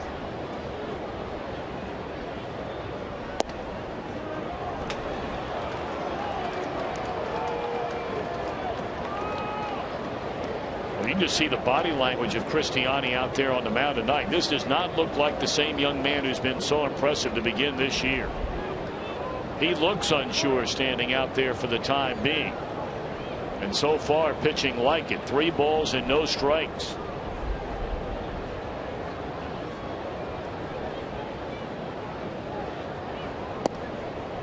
And they are loaded with nobody out.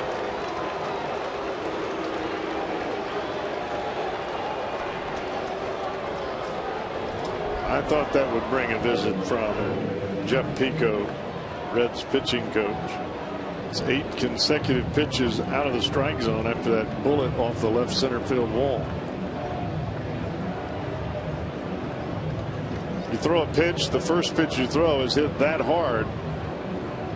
In your mind, you're thinking, all right, I've got to make a better pitch. You try to be too perfect, and the ball gets off the plate. For Cingrani, or for Cristiani, he's just got to rely on the sinker, just get it down, get it middle away, middle in, let the ball do its work.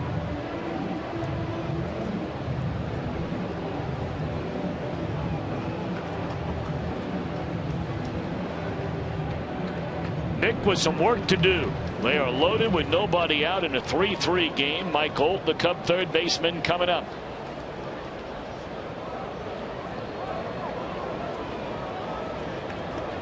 Reds will give up a run for a double play here. Strike 1. It's the first 4-seamer that we've seen from Cristiani.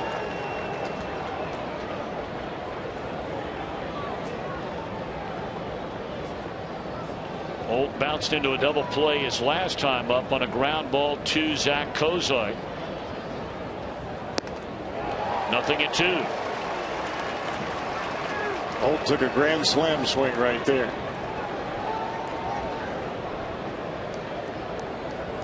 Could almost see the hips opening before the ball got to the plate. Cubs have them loaded in a 3-3 game. Nobody out. The 0-2 pitch coming Cristiani to Mike Holt. We'll do it again.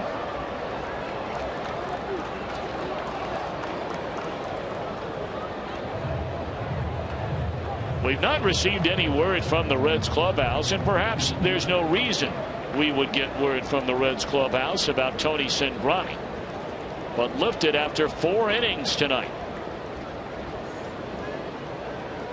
And now Cristiani walks in, allows a double on the very first pitch he throws to Junior Lake.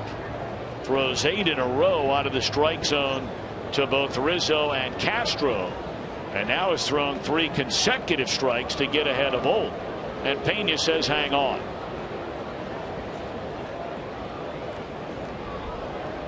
May have been a case with Cingrani where manager Brian Price said, all right, 4 innings, 80 pitches. That's a whole lot of working for 4 innings. 0-2. Cristiani. Big deep breath, and here it comes, and a ground ball in the hole. Going to be hard to turn it. They get one, and that's all they're going to get. Cubs take the lead on the fielder's choice RBI ground ball, scoring Junior Lake, and it's a 4-3 Chicago lead. A breaking ball this time by Cristiani. Hit on the ground to the left side. Kozar had to go into the hole. Even though Mike Holt, not fleet of foot, not hit hard enough for the Reds to turn it over.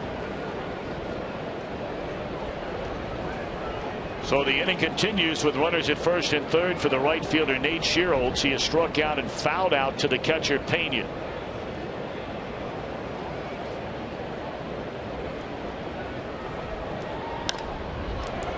Fly ball short left. Ludwig the catch. Here comes Rizzo. Here comes a throw, and he got the hand on the plate. He is safe. That's a great slide by Rizzo.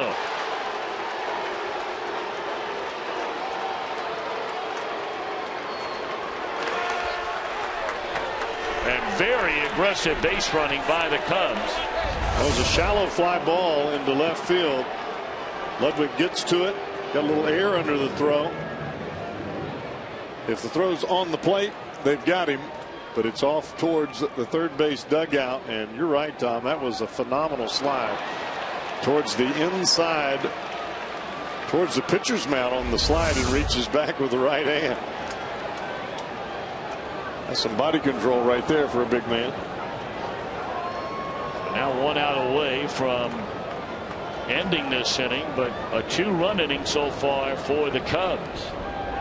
Wellington Castillo the batter with Old over at first. Strike one. Reds fell behind by a pair after a half inning and promptly tied it up. And after the Reds took the lead, the Cubs have scored 3 unanswered.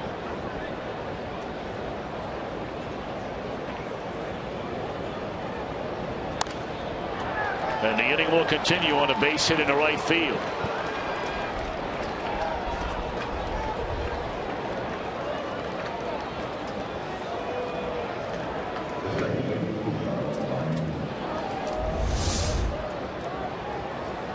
Fastball, middle of the plate, and you can see where the pitch is. It is up about thigh high.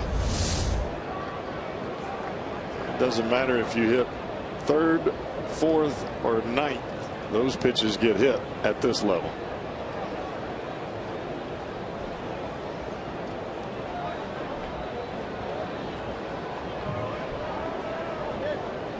Eighth man to bat in this, or seventh man to bat in this Chicago 2-run 5th inning is the number 8 hitter Darwin Barney. 2 on, 2 out. Boy, Cristiani needs a stop right now in this inning, and might get it. Hamilton called off by Bruce. The Cubs scored twice. Middle of the 5th, they lead 5-3.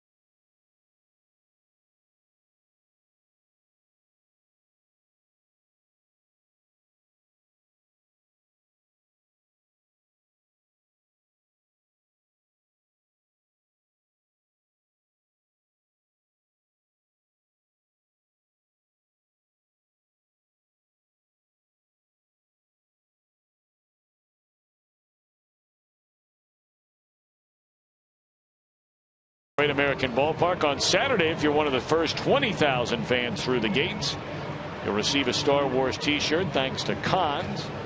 381-REDS, a number in the 513 area code for tickets, or log on to Reds.com. You can always stop by select Kroger locations for tickets as well. A lengthy top half of the 5th inning. Cubs pushing across a pair of runs, and that is their lead. As the Reds come to bat here in the bottom half of the 5th inning, and Cristiani is going to lead things off.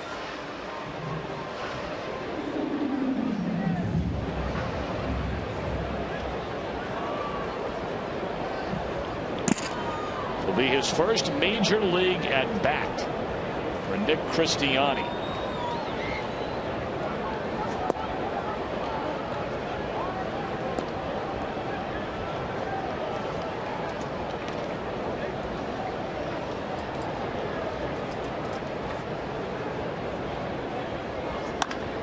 And how about that? A rocket off the body of Jackson, and Cristiani thrown out as Barney was able to recover.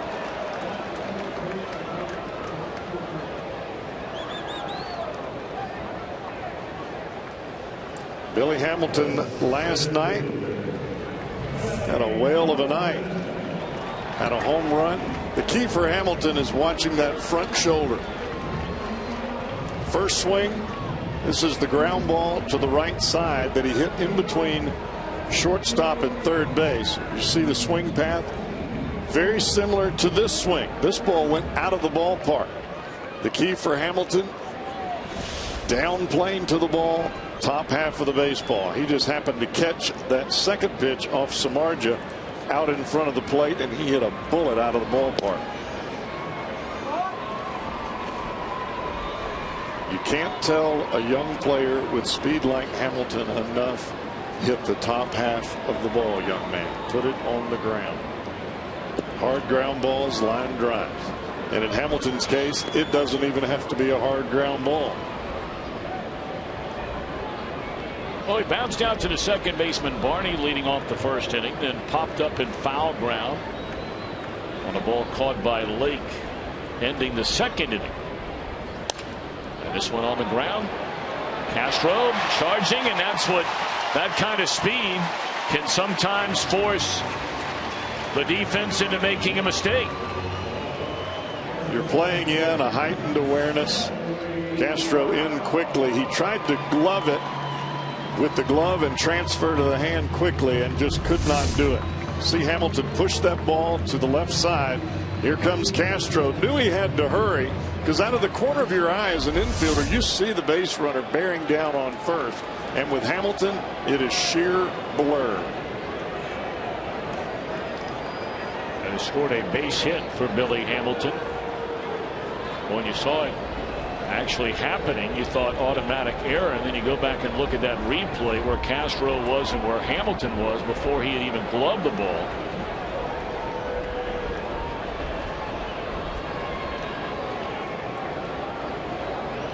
Let's face it, Tom, that normally would have been a routine ground ball to shortstop, but with the speed of Hamilton, it's a base hit. And Castro was playing a good 3 or 4 steps in. What a play by Rizzo, coming off the bag to take away a hit for Votto. 2 away in the inning. Well, I tell you, we have seen some outstanding defensive plays made by first basemen in the last 2 series. Freddie Freeman made 2 unbelievable plays, game-saving plays in that series. And Rizzo, a nice play last night, and a very nice play here. Caught that ball behind him. You don't have a whole lot of time there at first base anyway. Very similar to playing third. And when you're holding on a runner, it's kind of do or die. You either catch it and tag the bag, or they're round tripping the bases.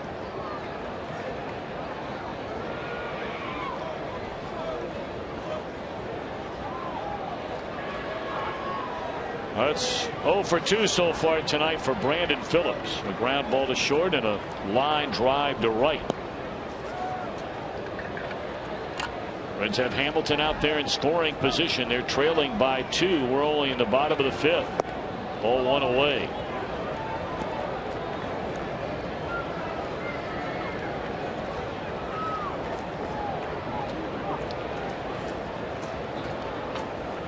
This time last year, Phillips had raced right past 20 runs batted in for the first month of the season. He was seemingly getting every big hit.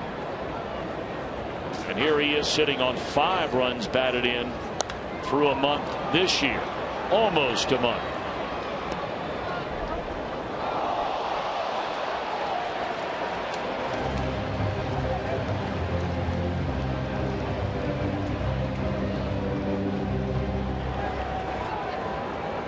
$24 of them through this date a year ago.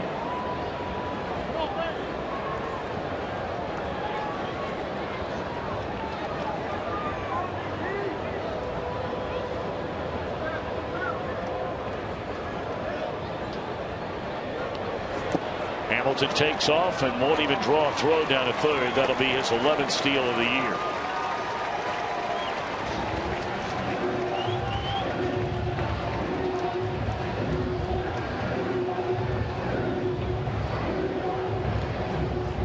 Edwin Jackson on the mound right now. Your concern is the man at the plate with 2 outs. Of course, with Hamilton at third now, you don't want to bounce one up there. Well, Brandon had a pitch to hit right there. A fastball and fouled it back to the screen.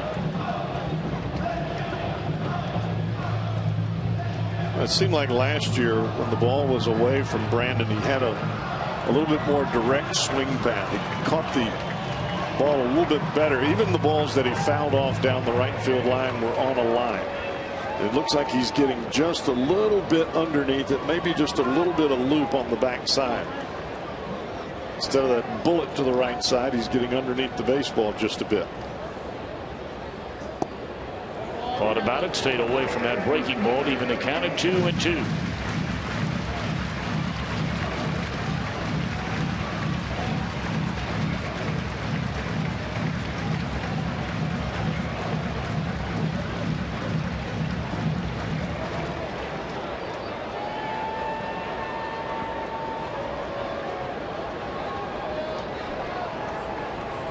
Hamilton at third. 2 balls, 2 strikes, 2 outs, and Brandon wants timeout. Got Jay Bruce on the on-deck circle, and it's been quite evident from the very beginning of this game that Edwin Jackson doesn't want anything to do with Bruce. Maybe you get Jay in a situation in this inning where they almost have to pitch to him. First things first, 2-2 to Phillips. 3-2. Well, that looked like a cross up there for Wellington Castillo. Looked like Castillo was going down to block a breaking ball there, and that was a fastball right at the mask. He just got the mitt up in time. Watch this pitch.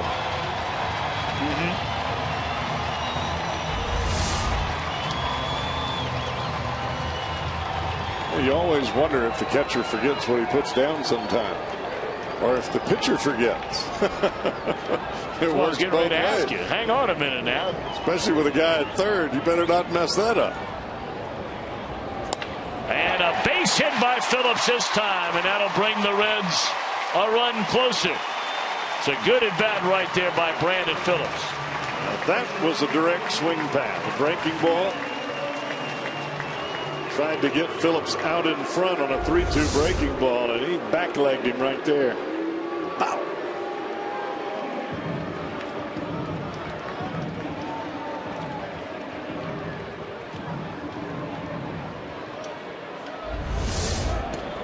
Phillips now represents a tying run over there at first base. Bruce has walked twice, scored a run, stolen a base.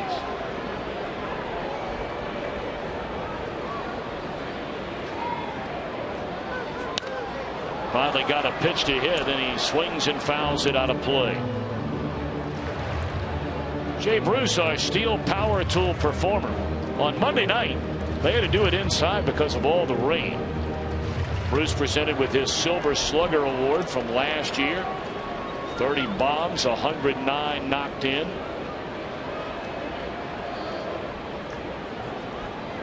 Edwin Jackson pitching around Bruce earlier, but with 2 outs and a runner at first, maybe he's changed his mind.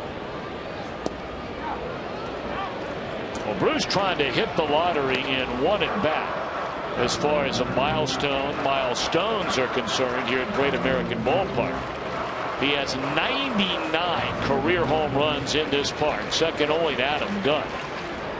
And in his career has 499 runs batted in. Put the Reds up at the same time. That'd be a good way to do it. Bring it on to the party. 1-2. And you see where Edwin Jackson is with those fastballs. I mean, they are down.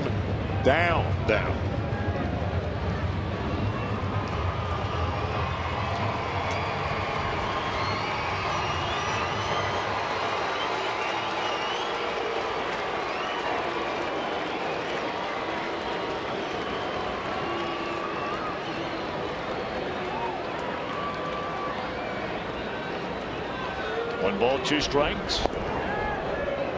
Phillips does not have a stolen base this year. He's tried a pair and both times thrown out.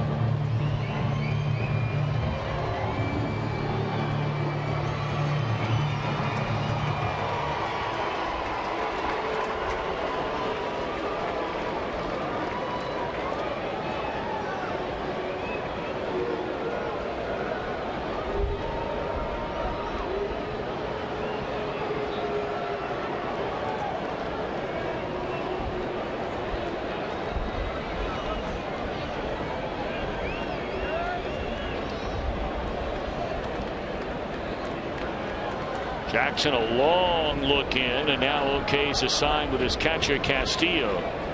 Ahead in the count at 1-2. And it'll stay there.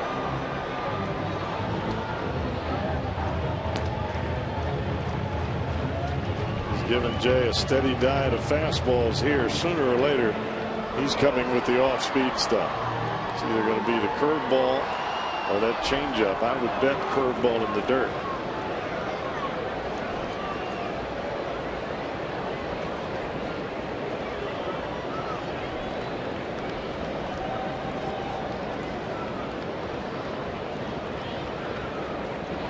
Shook it off.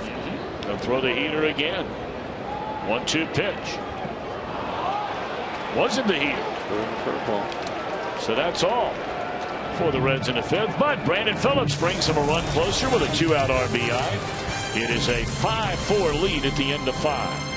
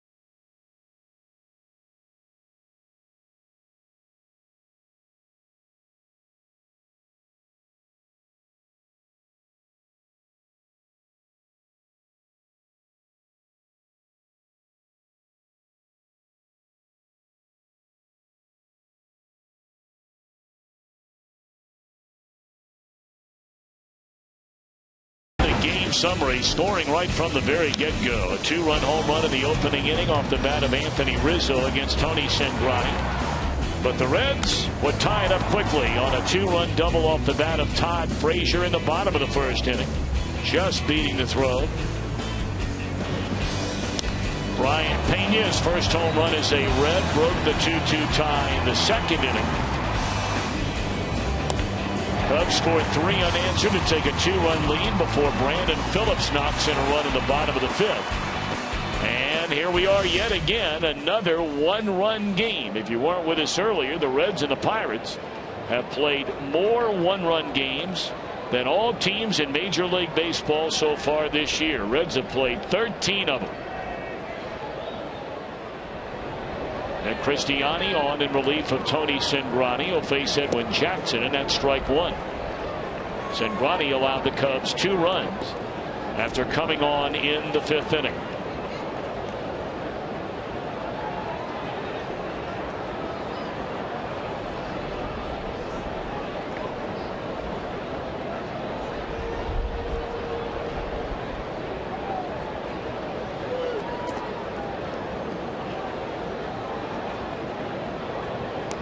I would imagine, Tom, now that you've had a chance to think about it a little bit, if you're Brian Price, you've got to be thinking about the longevity of Tony Cingrani.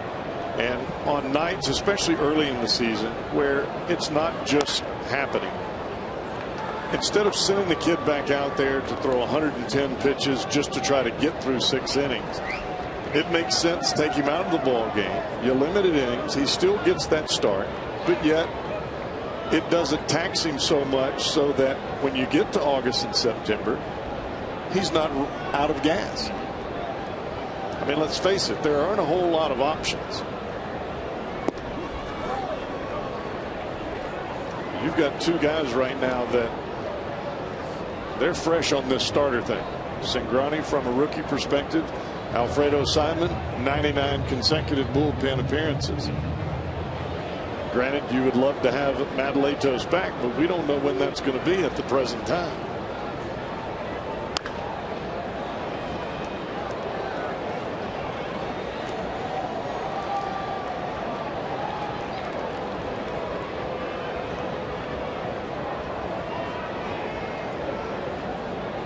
Cristiani here, you want to get the Reds right back in that dugout. You got to run on the board in the 5th. Keep the heat on Edwin Jackson. 2-2. And that a strike 3 call. We invite you to come down to the Holy Grail along the banks on Friday night before the Reds and the Brewers. If you can answer our Reds trivia questions, you might win some great prizes, might even be featured on Reds Live. That'll be Friday, day after tomorrow, 6 o'clock over at the banks, the Holy Grail.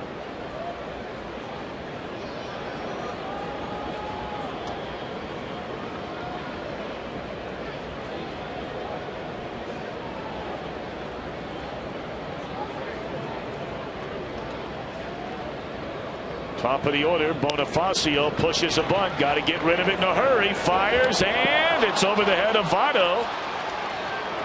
And the runner is ruled safe at first base. Looked like Votto got a glove on that ball. Not sure how tall it was. That ball just took off at first base.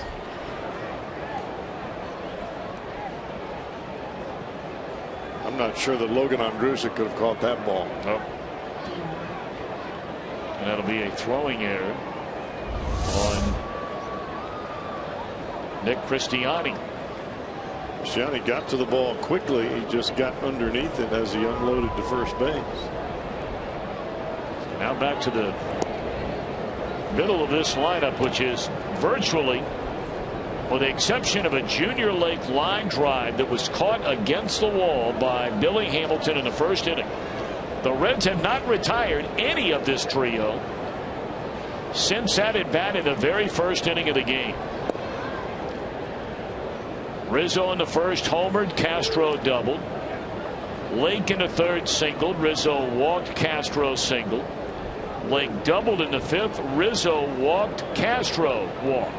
Now that's production inside of a ball game from 2, 3, and 4.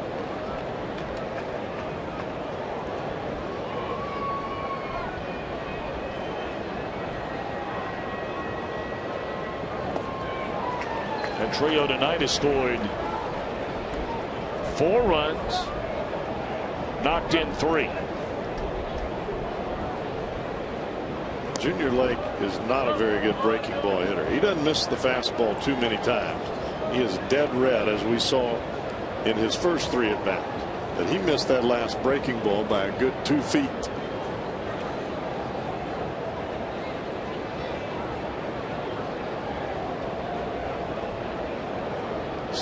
Christiani's strength, sinking fastball. Sometimes you have to go to the secondary pitch when you've got a hitter like Junior Lake at the plate. Swinging for the downs.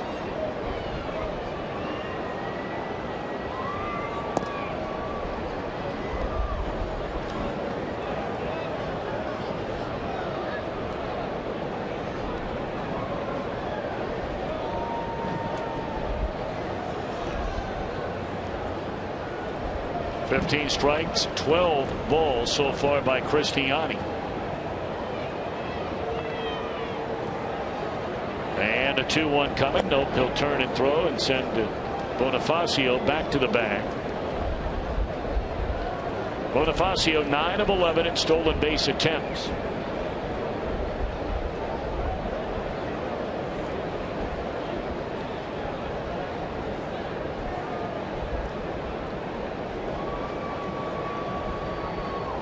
Runner goes, swing and a miss, and throw is not going to be in time. Bonifacio picks up number 10.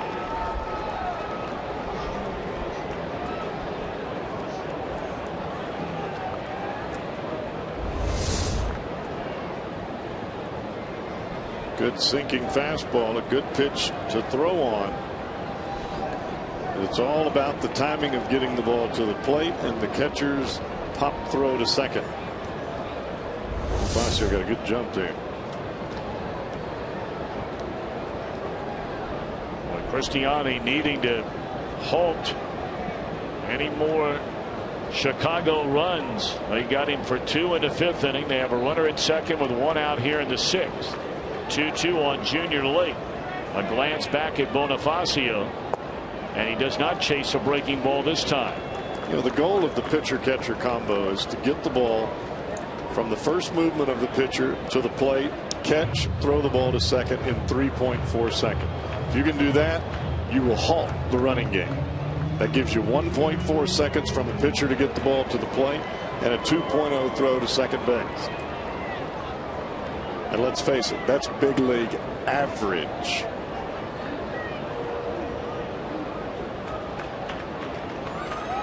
Three-two delivery.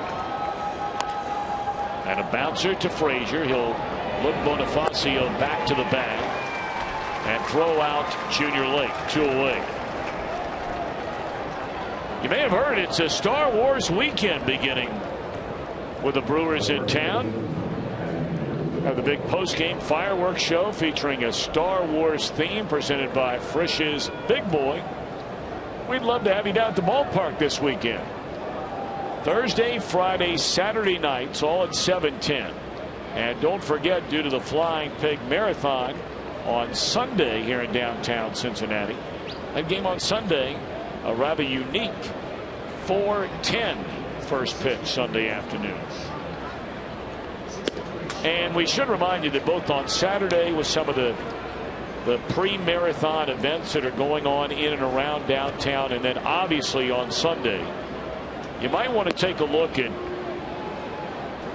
some of the road closures in some of the areas where parking could be difficult, because especially on Sunday with the tens of thousands of runners, many of whom are in from out of town, the majority from around here, but a lot of folks are parking their car.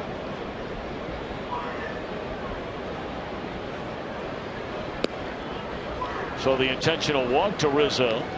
And now they're going to face Castro as we take a peek ahead of that Brewers series. Every one of the Milwaukee pitchers has an ERA to begin this year of under 3. Every one of them except for Matt Garza. He's up over 5. Bailey, Leake, Cueto, Simon. The quartet for the Reds starting tomorrow night. Bailey will have to get things going against a team that he's struggled with in the past. Big at bat right here for Cristiani. Trying to keep it a one-run game. He walked Castro on 4 pitches his last time. Yeah, but for some guys, Tom, when that calendar turns to the following month, things just seem to click.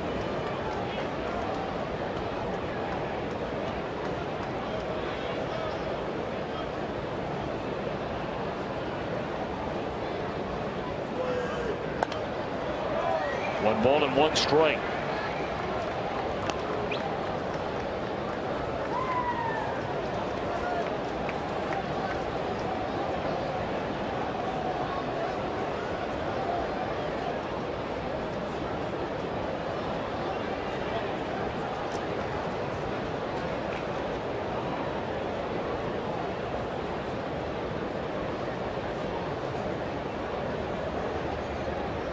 Castro waiting. 2 aboard, 2 out.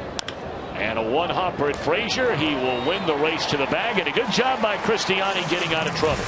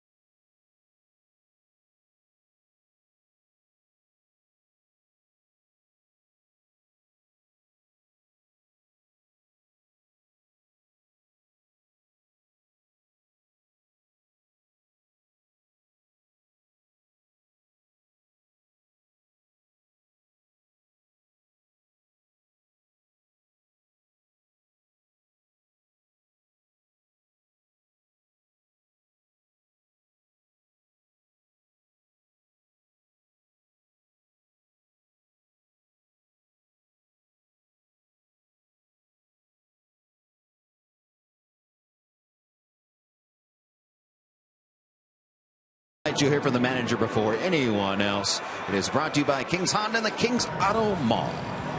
Jim Day back with you. Let's give you another injury update, but this one not by a Reds player. Not often that I do an injury update on the broadcast team, but when it's Hall of Famer Marty Brennaman, it's a different story. You see, over the past year, well over a year, Marty's had 10,000 or more steps per day he walks to stay in shape, but that streak is over because Marty has developed a stress fracture in his foot.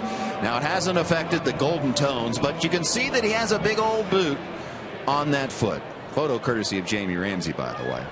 And as we often do on live broadcast television or radio, Marty's been known to put his foot in his mouth a time or two. But Tom, your dad's going to have trouble now. He's got a big old boot on it. Streak is over. But as he says, it's a big old hang with him. Well, when it comes to growing up in the same household as him, he's been wearing a boot for a long time. I can assure you of that.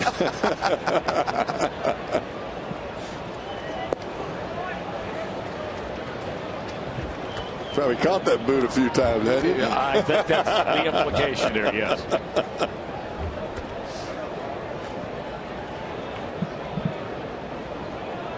Todd Frazier to lead things off. He'll be followed by Ryan Ludwig and Brian Pena. 5 runs, 8 hits Chicago, 4 runs, 5 hits Cincinnati.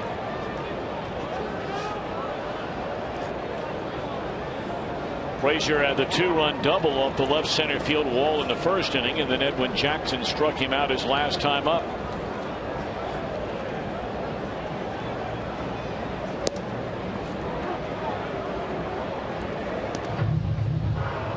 nights like tonight are really a prime example of something we brought up earlier about Edwin Jackson. You know, he stayed healthy. I mean, that's first and foremost, number one. But, you know, you're making 30 starts a year. He has averaged right at 200 innings per season. On the ground to Barney, and Frazier retired to begin the inning. And even on a night where, you know, he gives up some runs early in a game, he's given up 4 runs in 5 1/3. He just kind of hangs in there. And then you'll look up, and a lot of games he'll go 6, 7, 8 innings. He'll get 4 or 5 runs, and he's still right there and relatively kept your team in the game most of the time. And I think that's really what you expect from a guy that's your 3rd or 4th starter. 3rd on a good day, 4th normally for Edwin Jackson. You just want him to keep you in the ball game. And to pitch 200 innings every year, my hat's off to you. Because that is no piece of cake, Tom. You got to be blessed with a great health. I mean, that more than anything else keeps guys from getting to that number of innings year in and year out. Great health and work ethic to go with it. You don't just get lucky and throw 200 innings on the board. Not year after year.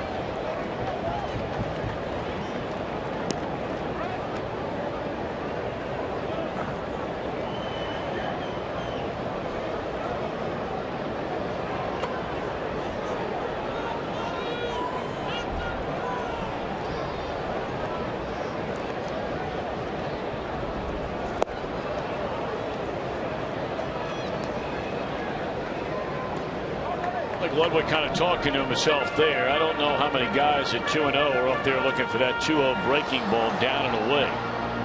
And it looked like as soon as he started to swing, he said,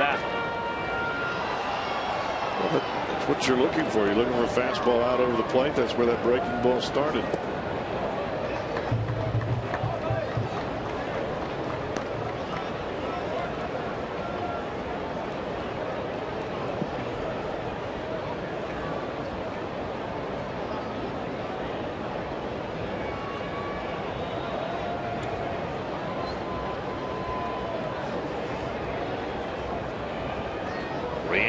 Ludwig. And Jackson taking a long time prior to dealing this 3-1 delivery, and here it comes. To another breaking ball, and well out in front is Ludwig. Yeah, there are a lot of guys that make this hitting stuff seem pretty easy. It's anything but. I mean, he hit that ball right on the nose. You get nothing for it. It's just a strike. What other job when you can be 3 out of 10 and you're really good? Everywhere else you get fired.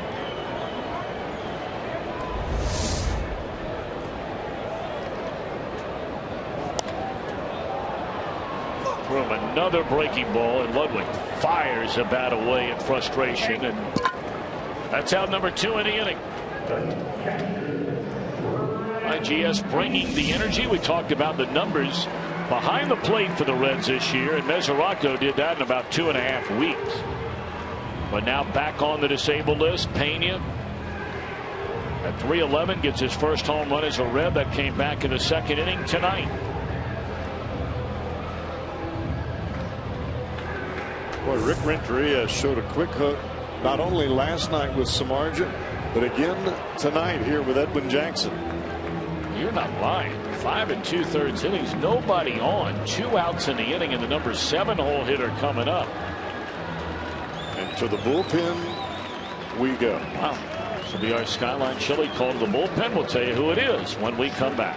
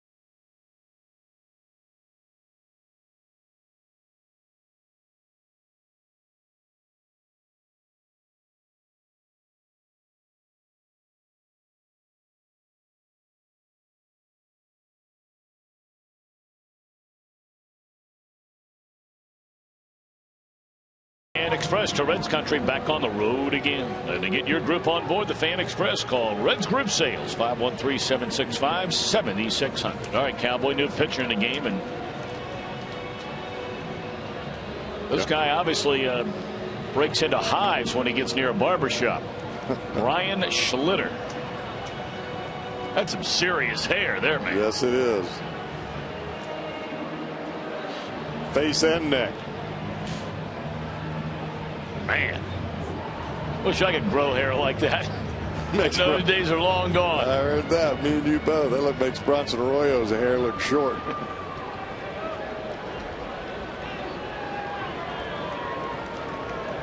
Schlitter's 8th time on the mound as manager Rick Renteria goes to this Cubs bullpen awfully quick. Yeah, I thought for a moment that he was going to go to the bullpen and bring on Wesley Wright, who is now throwing in the Cub bullpen, and change Pena around to the right side. Not happening.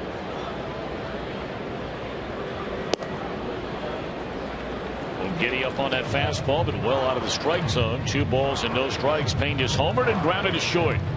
Reds are down a run, batting here in the last of the 6th inning. We have a long way to go in this one.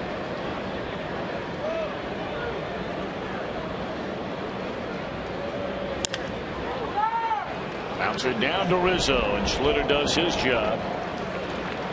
So we're on our way to the 7th. Cubs in front, 5-4.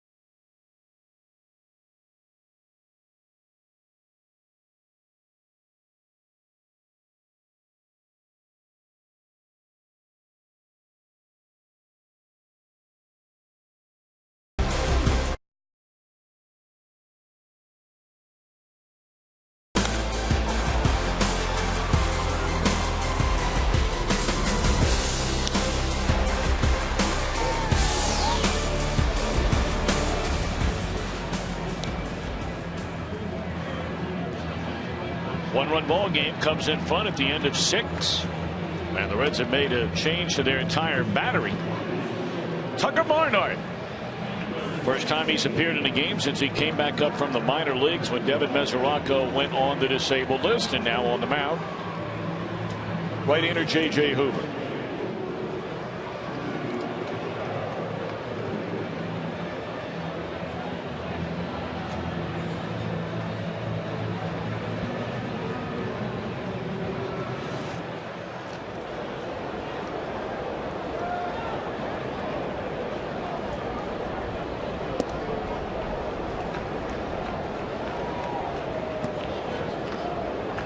Trying to right the ship, trying to get things back in the right direction. I thought he threw the ball well in his last time up. That was in Atlanta.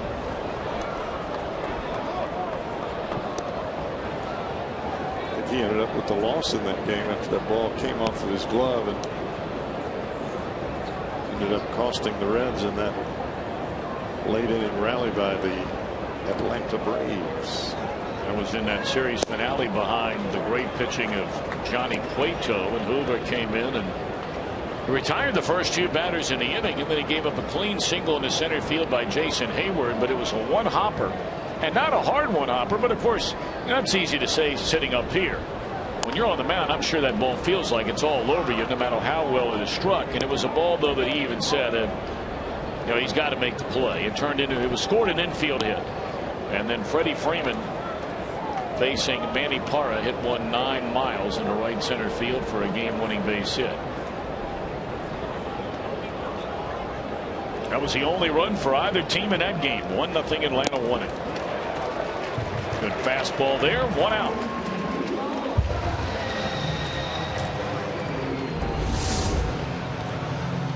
Fastball from Hoover. First fastball that Holt sees, and it is our tonight's flamethrower, brought to you by Cholula Hot Sauce. 94-mile-an-hour heater right on the inside corner. Now the left-handed batting Nate Shearholtz.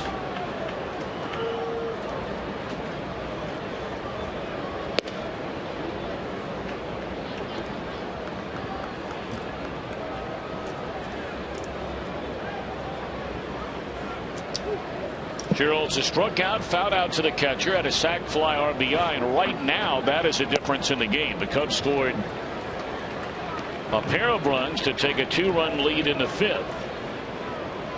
Brandon Phillips knocked in a run to get the Reds within their current state at 1 behind.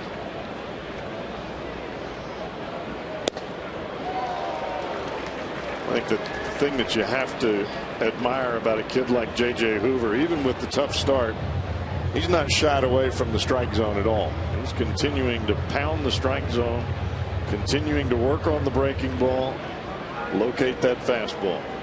Tell you the other thing that is very impressive about Hoover, and make no mistake about it, he is having a tough year. Or a tough month, let's put it that way. It's a tough start.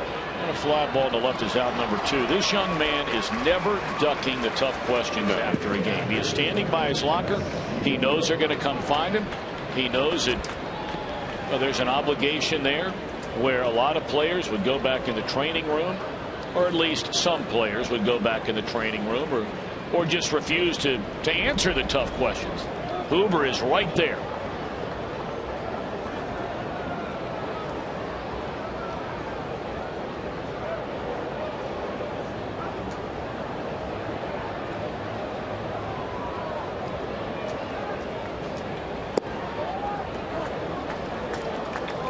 You watch Tucker Barnhart behind the plate.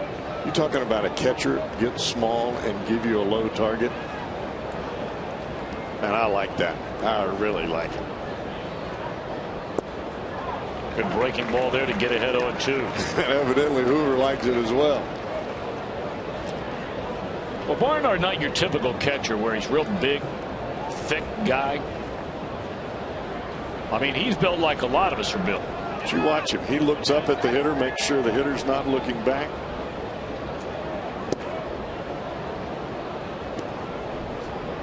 Well, he wanted that thing way down low, and it stayed way up high. That's why you saw him rubbing that catcher's mitt into the dirt after back-to-back breaking balls. Wanted that last one down low.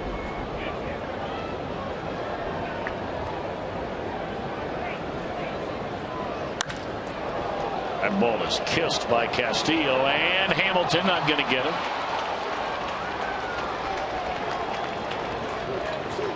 Boy, 2-out double by Wellington Castillo will keep the inning alive for Darwin Barney.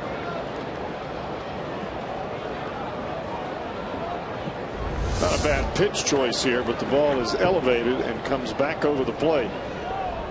We talked about this from the first inning on, whether it be starter for the Reds, starter for the Cubs. Those balls that are up and out over the plate, that mid-thigh fastball gets hit hard. If it's down around the knees, you get the ground ball. If it's up elevated around the hands or the letters, it's usually a swing and miss or a pop-up. But at the thigh, that's the way they like it. Well, the Cubs are going to go to their bench rather than the second baseman Darwin Barney. They will bring up Luis Valbuena. He is coming off the bench tonight after starting at third base last night. Valbuena, pretty good fastball hitter, does work the count, but he's got home run power. And at this point, if you're manager Rick Renteria, you're looking for any kind of insurance run you can get anytime. Barnard can't find it, and Castillo's going to drop anchor out there at second base.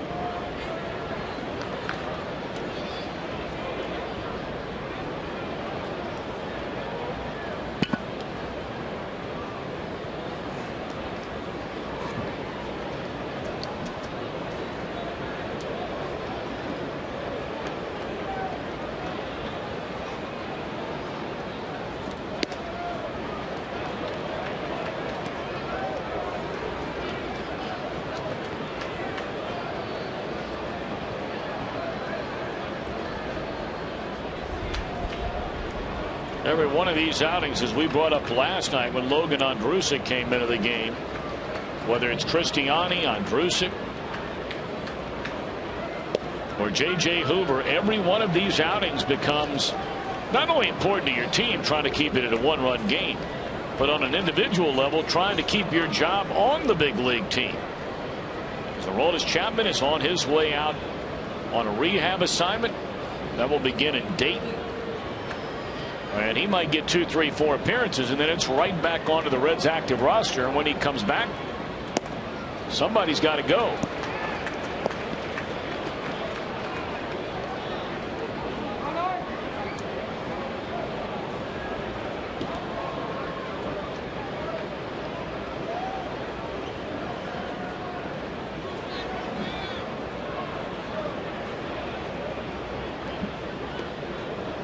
And 1 to Valbuena. Big pitch here for Hoover.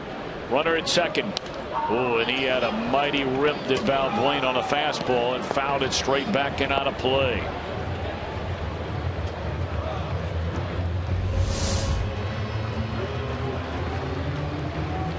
Just up just enough. That ball's a little bit lower. May not have had the same result.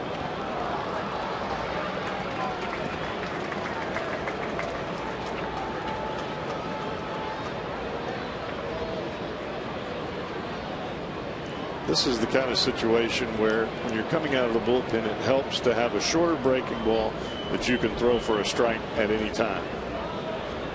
Easier said than done, obviously, but those are the 2 pitches that you really have to have coming out of the bullpen. If you're a one-pitch pitcher, you better throw that fastball like Aroldis Chapman does. And they ain't many like that. 3-2 to count on Valbuena. Breaking ball got him looking. Nice pitch. Nice pitch. And that'll end the inning. So a good job by Hoover. He allows a double. Reds have 8, 9, and 1 coming up. They're down a run as we stand and stretch at Great American Ballpark.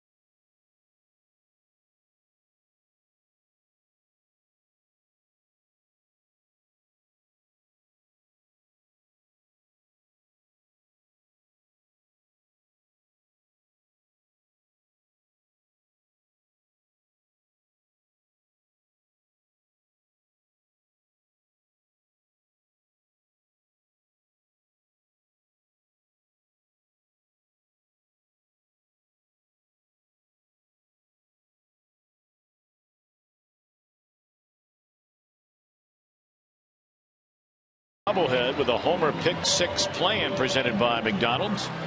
You buy today, you pick 5 additional games of your choice and save. The homer pick 6 plan is only available until Sunday. To guarantee your Homer Bailey bobblehead, 765-7500 or visit Reds.com/pick6. 5 runs, 9 hits, 9 men left on base for the Cubs. 4 runs, only 5 hits. An error and 3 left for the Reds. Now Buena stays in the game. Rare that we see him as a second baseman, but he hit for Barney and takes over for Barney there. And it is still Schlitter on the mound.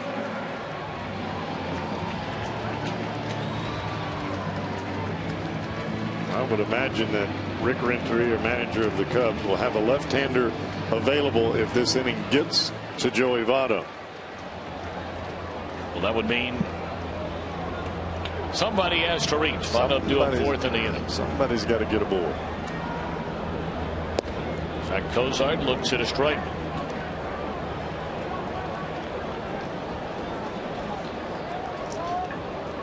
Cozart, Tucker, Barnhart, and then Hamilton all in front of Votto in this inning. And somebody's going to reach, and that would be Cozart to start it. They'd love to have a couple of more on by the time they got to Votto, if not a couple in.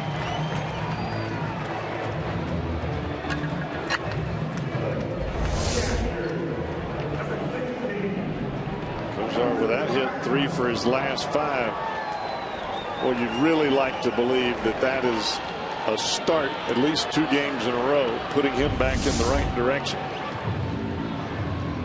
Tucker Barnhart made 3 appearances, 2 starts before getting sent back to Louisville on April the 7th. Made his major league debut on the 3rd in St. Louis. In his 2nd start on May the 5th, he had a single off Dylan Gee for his first major league hits. I've not seen him wearing glasses in the game. He had been swinging the bat very well here recently for Louisville. 6 hits in his last 11 at bats with a couple of doubles. Dunman's from Brownsburg, Indiana. Pulls the bat away, showing bunt. He did not have those glasses when he was up here earlier.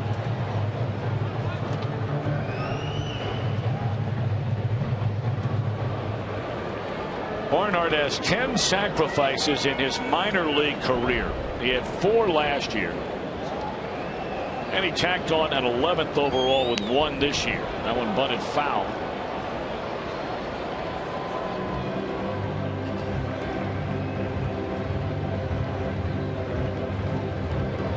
We've talked about it before from that suburb of Indianapolis and Brownsburg, and there are others, but you just look around the major leagues right now. Barnhart, Lance Lynn, Drew Storen, all 3 of them out of Brownsburg, Indiana.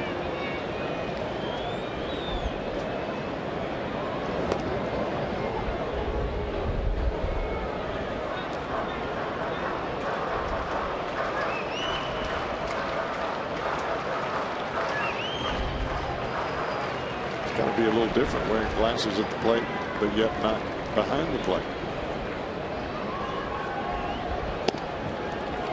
Oh boy. Cozart did not break for second base, and that ball popped a good 8-10 feet away from the catcher with all his momentum going away from the bag.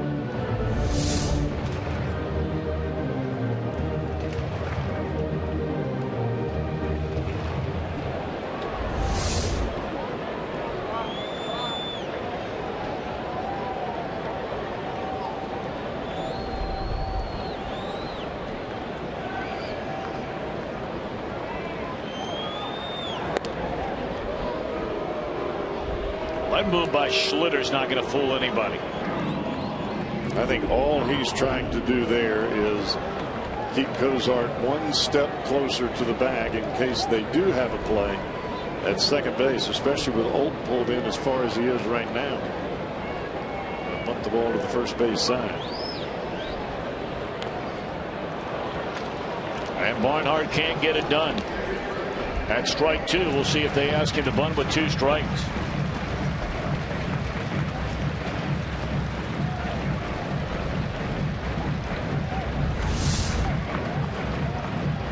Moving fastball. This ball is up. Barnhart gets the top of the ball, but it bunts straight down and doesn't quite get out into fair territory. Close pitch there. 3-2. Do you start the runner here? Cozart at first base. A young man who stole 30 bases. His final year at the AAA level, he did not have a single attempted stolen base last year, and none so far this year.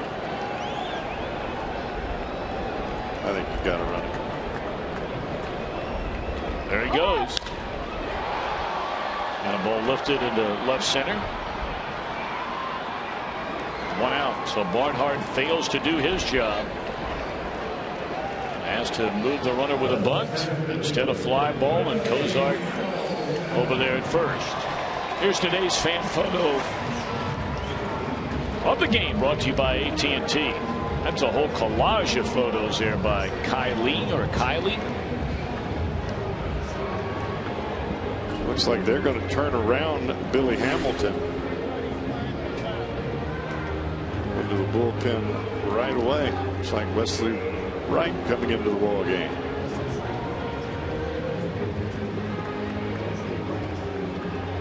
Turn around Billy Hamilton. Get ready for Votto. All right. We'll be back in a moment.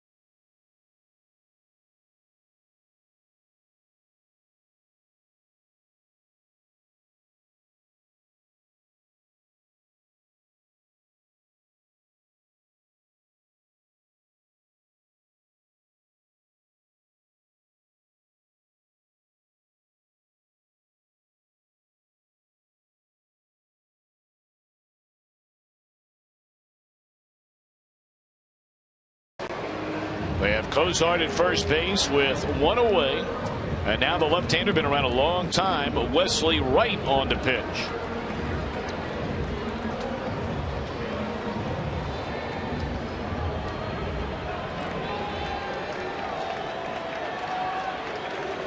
Wright has been on a pretty good roll here of late.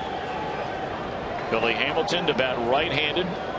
And Wesley Wright a check of the runner, and now to the plate. First pitch swinging, Hamilton fouls it out of play. Wright has turned in 6 consecutive scoreless outings, spanning 5 1/3 innings. He's walked 2, fanned 8.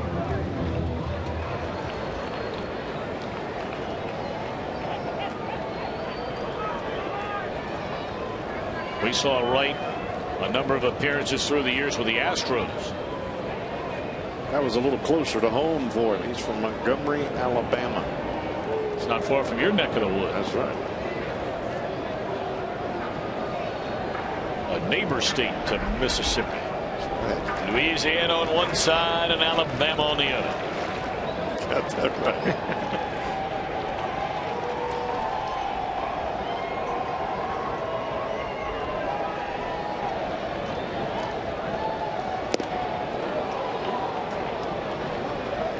Hamilton chased that pitch. It appeared to be out of the strike zone, and Billy quickly behind it, 0-2.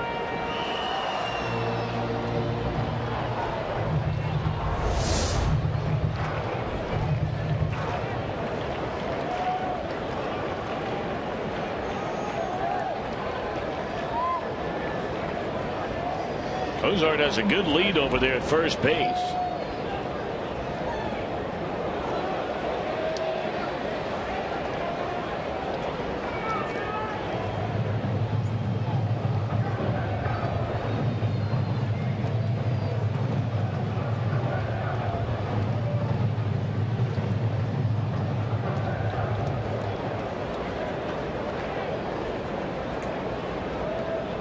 Cubs have out hit him 9-6. Cubs have outscored him 5-4. We're in the bottom of the 7th inning. And a 1-2 on Billy Hamilton from Wesley Wright. Here it comes. Popped up behind the bag. Easy for Balbuena. Hamilton overpowered in that at bat by the left-hander Wesley Wright. 2 down in the inning. And now Votto. 2 for 9 is Votto with 3 strikeouts in his career against this left-hander. Wright has a tendency when facing Votto to run the fastball in and follow it with the breaking ball that starts in the same spot. You work the fastball at the hands of the left-hander, start the breaking ball at his hands, and break it to the outside part of the plate.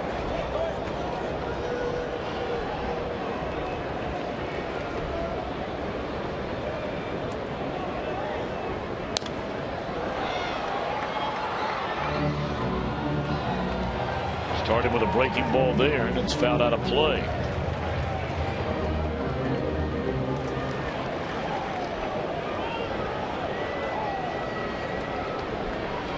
Milwaukee losers earlier today, gunning for the sweep in St. Louis, but the Cardinals batter Matt Garza. 5 runs in 3 innings and a 9-3 St. Louis win. And there's that breaking ball and a dandy on the outside corner and right ahead 0-2.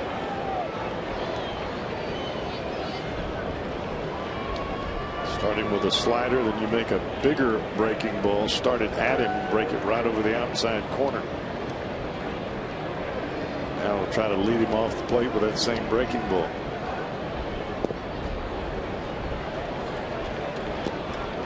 Votto does not take the bait, at least the first go round. 1-2. This inning began with a single by Zach Cozart, and he has not moved.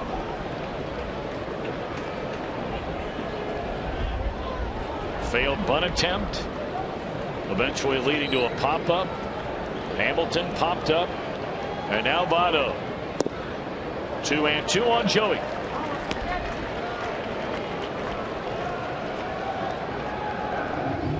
Wesley Wright tried to get that fastball down and away there and just held on to it a bit too long. Neil Ramirez, a right-hander, is ready in the Chicago bullpen. You have Brandon Phillips next. 2-2 on Votto. Gotta believe Votto's going to see another curveball here.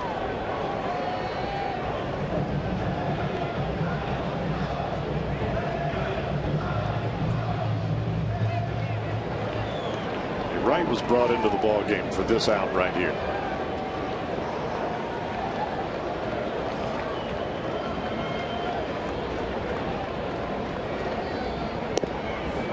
Well, he got ahead 0-2, and now he's missed on 3 in a row, running the count full. And once more, Cozart will get the early start with 2 away in the inning at first base.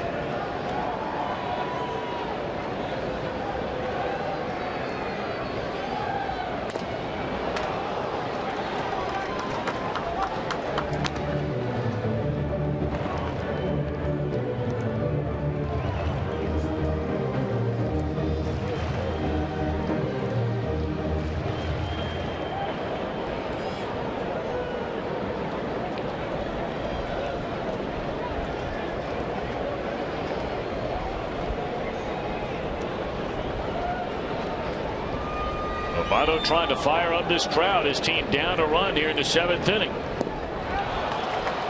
And that'll end the 7th inning. A leadoff single. 3 in a row retired thereafter.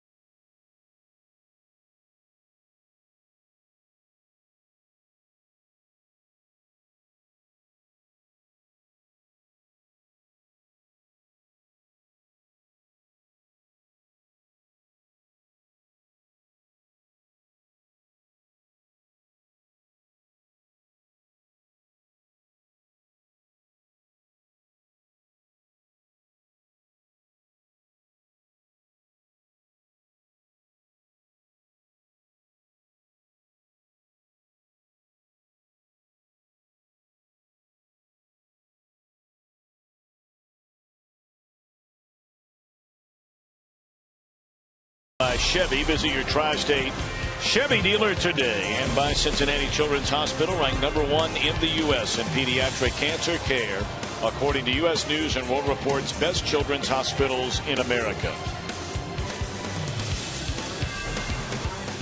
Cowboy up and dancing around in between innings. Little Shania Twain being played on the karaoke board out there and left. It's because I'm feeling like a woman.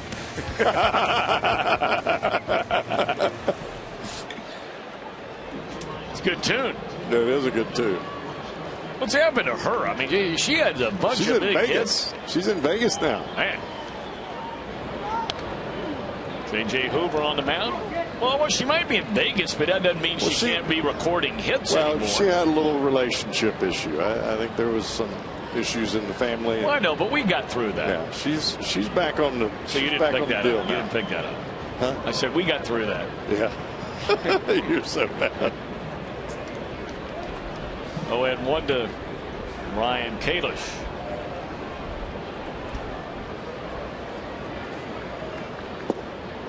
I should make fun of that. I mean, I hope it was nothing bad. I have no idea what happened to her. I'm just kind of, she had some big hits, good songs. Yes. Like that one. I mean, even a lot of people here in the ballpark were belting out every word to that tune. She'll come up with some more. All right. Look forward to it. Broken bat. Cozart will throw out Kalish. Was up there batting for right, so they'll go to the bullpen once more. They had Ramirez, a right-hander, getting loose there in the bottom of the 7th inning before Wright got the final out. It's a whole lot of mix and match going on in that Cubs bullpen. But right now, they're pitching shutdown baseball. That's all that matters.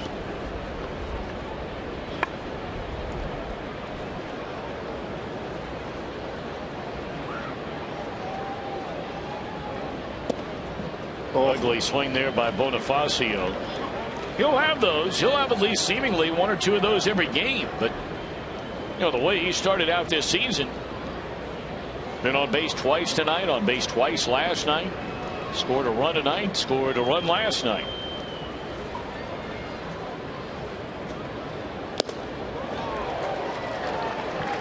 That's 2 fastballs Hoover just blew right by him. Well, it is Ramirez who continues to throw in the Cub bullpen, so we will see him. He's the only one getting warmed up down there.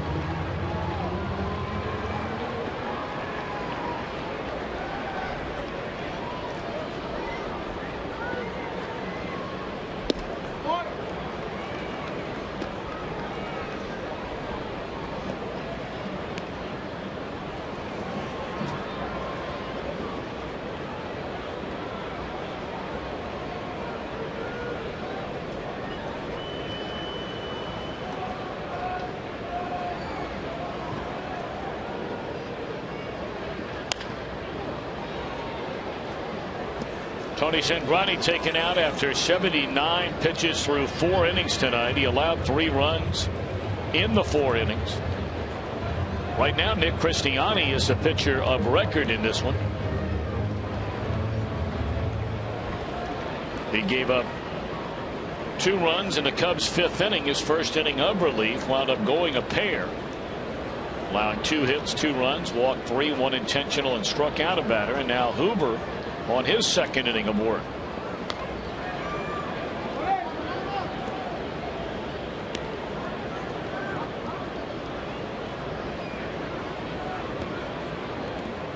You get the feeling from the swings from Bonifacio. He's not quite picking up that fastball.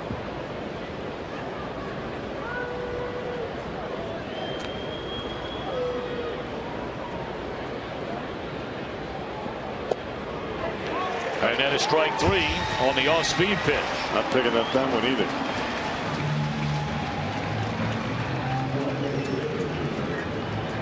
Second time tonight that we've seen J.J. Hoover lock up a Cub on a 2-strike breaking ball.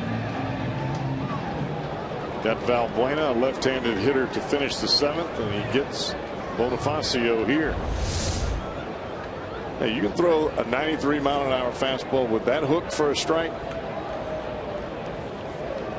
Whole lot smoother sailing for J.J. Hoover.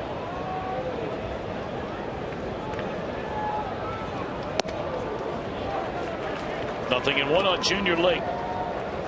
Lake has been on base twice in the game, a single, a double, and has scored a pair of runs. 3 strikeouts now for Hoover. He's allowed 1 hit. 1-1 to Lake. The Reds will have Phillips, Bruce, and Frazier against Ramirez when they bat in the bottom of the 8th inning. Reds in yet another 1-run affair. Played more run games, and all but 1 team in Major League Baseball the same number of 1-run games as the Pittsburgh Pirates, who were rained out again earlier today in Baltimore. 1-2 to Lake. That tells you about Junior Lake right there. He sees fastball, front shoulder out, he's swinging, and that ball is head high. You hit that ball, you're hitting it straight up. That's not even a home run in a silo. Got him on a breaking ball. That's a good inning of work right there by Hoover. One of his better innings in a long time.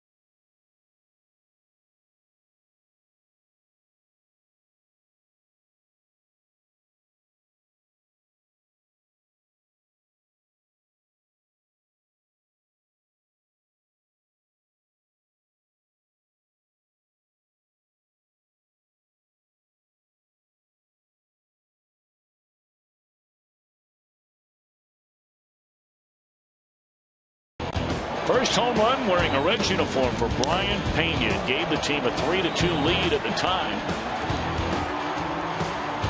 Cubs tied in the third, scored twice to open a 2-run lead in the fifth. Reds got one back on a Brandon Phillips RBI single in the bottom of the fifth inning. And here we are now in the bottom of the eighth, starting to run out of time. Reds are down a run. Kalish will remain in the game, and he's out in left field. And we told you Neil Ramirez has been getting loose, and he'll take over on the mound. This guy's a youngster. He's only 24 years old. A native, born and raised, still lives in Virginia Beach, Virginia. Hard thrower. Just made his major league debut on Friday. Now he's a big leaguer. He was a player to be named later. They got Michael. They got pitcher C.J. Edwards. They got pitcher Justin Grimm, who's also in their bullpen right now, along with Ramirez. All of that for Matt Garza.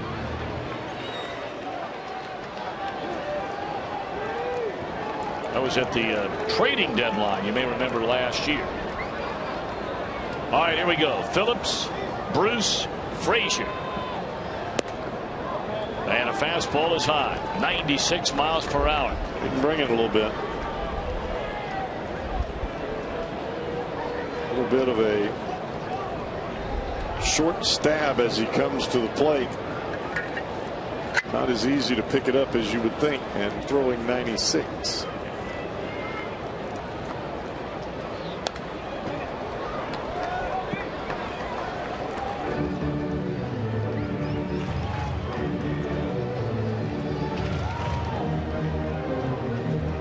Reds have not had really very many scoring chances. You go back to the first inning, they had a couple on with a couple out. Frazier had the double to knock in up there. They got a home run by Pena. Got a 2-out walk to Bruce in the third. Went 1-2-3 in the fourth.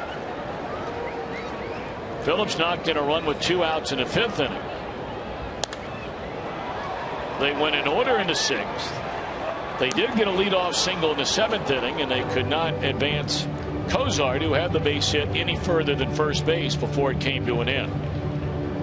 Reds have only left 4 on. The Cubs have stranded 9. Once Edwin Jackson got to the 6th inning, it has been almost matchup righty-lefty for Rick Renteria and the Cubs out of that bullpen. Castro to the glove side. 1 out. Reds down to their final 5 outs of the night, trailing by a run.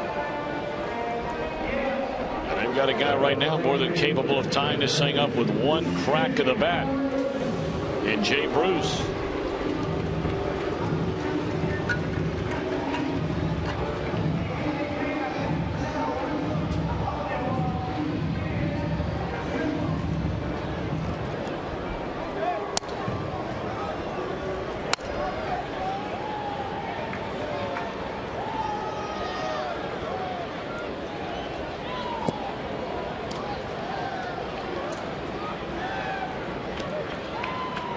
You don't think this kid knows Bruce is a fastball hitter? He starts him with an over-the-top breaking ball after 4 consecutive fastballs to Phillips.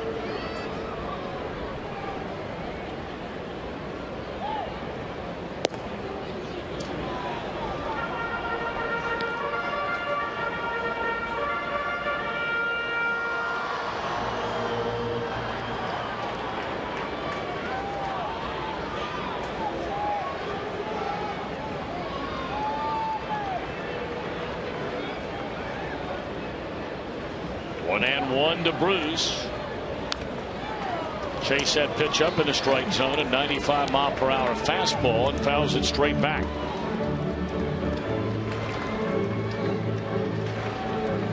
Fastball down and away for strike 1. He came up there.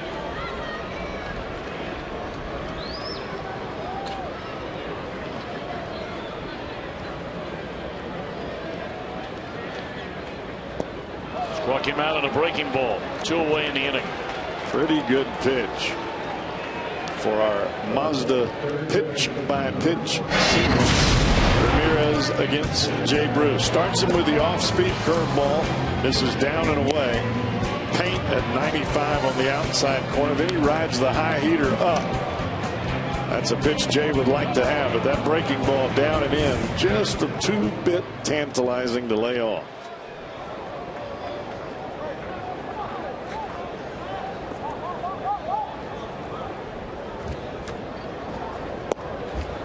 Strike one to Frazier.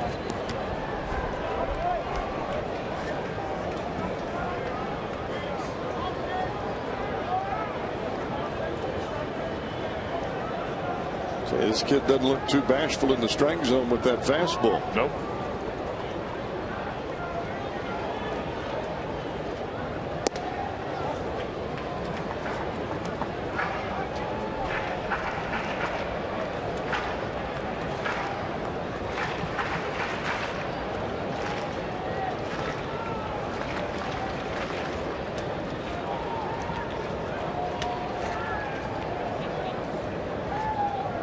One and one to Todd Frazier.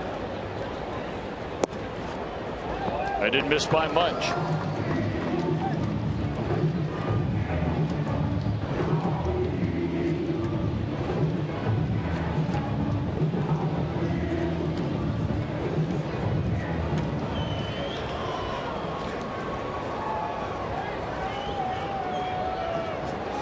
Frazier wants that pitch again just a little bit higher.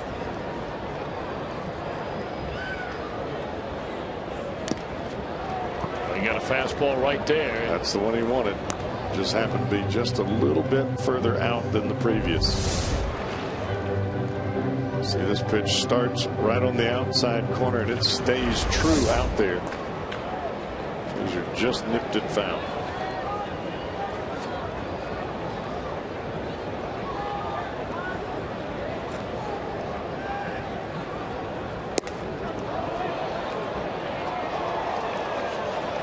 Did not go around on the appeal down to Cowboy Joe. Hard breaking ball. Instead of going down, this ball goes away from Frazier. Reds catch a break right there. Thank you very much.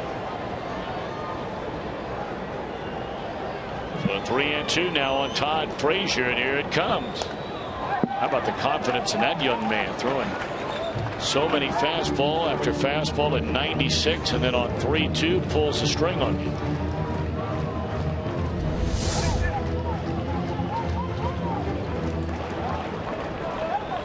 Reds have Marshall and Jonathan Broxton getting loose.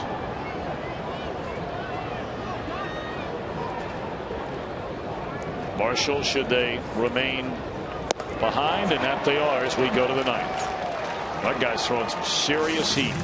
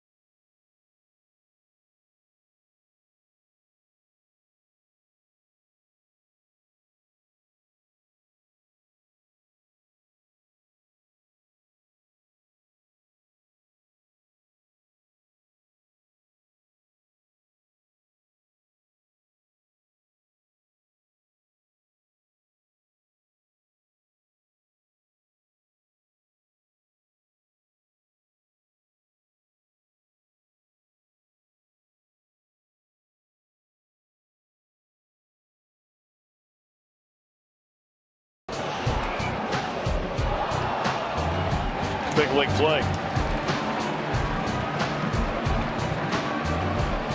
That little guy's about to throw it back. Those are priceless when you see guys catch them like the upper deck or down along, maybe.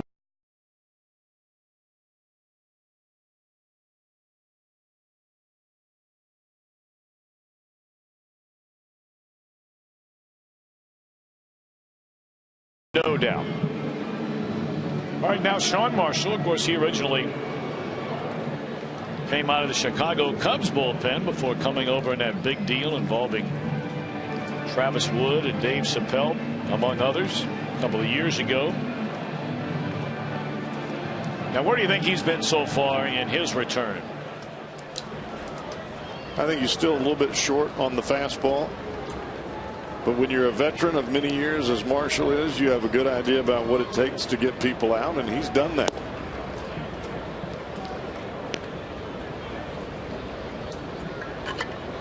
At this point, he's still building arm strength, and he's able to compete. That's the bottom line.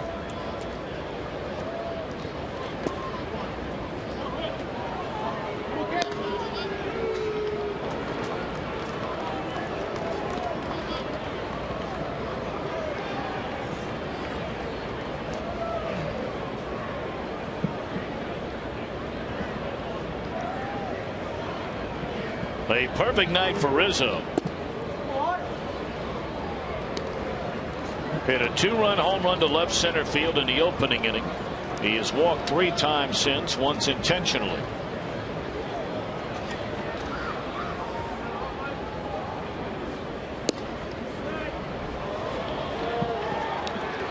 And he has walked again.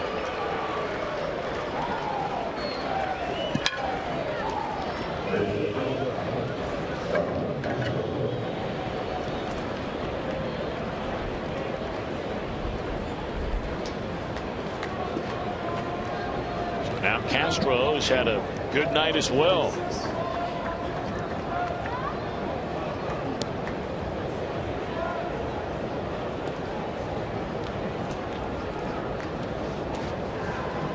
A double in the opening inning, an RBI single in the third. Castro walked in the fifth and bounced out in the 6th inning.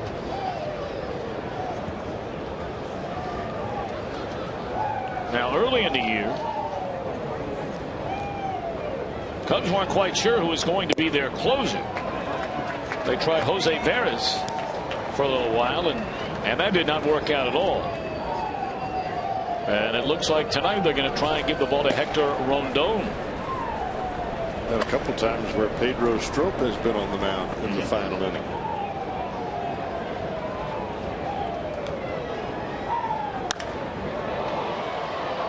In the air, center field, and that one is up against the wall. They are going to hold Rizzo at third base, and Castro appears to be hurting a little bit. He's really hurting. Training staff comes sprinting out to take a look. Or is he waving them off or waving them out? Looked like he turned his ankle a little bit on the swing.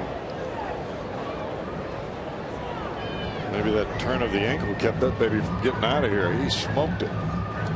Tell you one thing, this looks like the Starlin Castro of 2 years ago this year, not the one that had the bad year last year. Well, he's hitting a good spot in the order. Awfully aggressive hitter. This ball up and out over the plate. He hit that one well. This guy had over 200 hits each of his first 2 years in the big leagues. That's hitting now. There's no doubt he comes to the plate to swing it. You know, it looked like he turned his ankle looking at the ball. He thought that ball was out of here, and when he realized it hit the wall, he hadn't gotten to first yet and had to stutter step, twisted his ankle.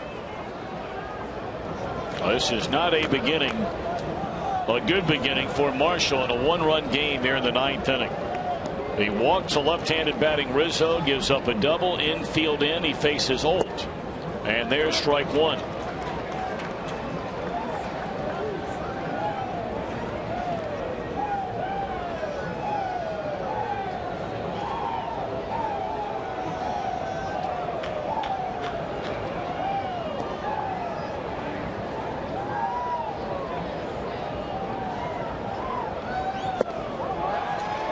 0-2.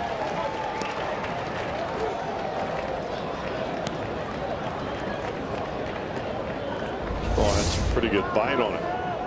Fastball at 88. Hard breaking curveball. Starts at the outside corner and just takes a major drop.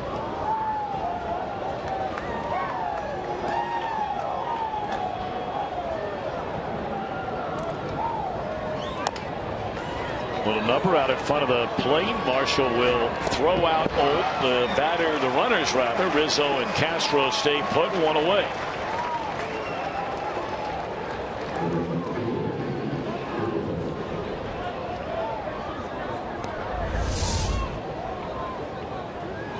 Another breaking ball. This one gets right in on the hands of Rizzo. This was a slider. Big fella bounces off the mound in a hurry there. This is one of those nights that Old is going to look back on and say, my, oh my, the damage I could have done in this game tonight. He's hit with 2 on and 1 out. Bases loaded, nobody out. Second and third, nobody out. His only RBI was on a fielder's choice ground ball. Ball 1 outside to the left-handed batting Nate Shearholtz. Infield remains in. Frazier, Cozart, Phillips, and Votto.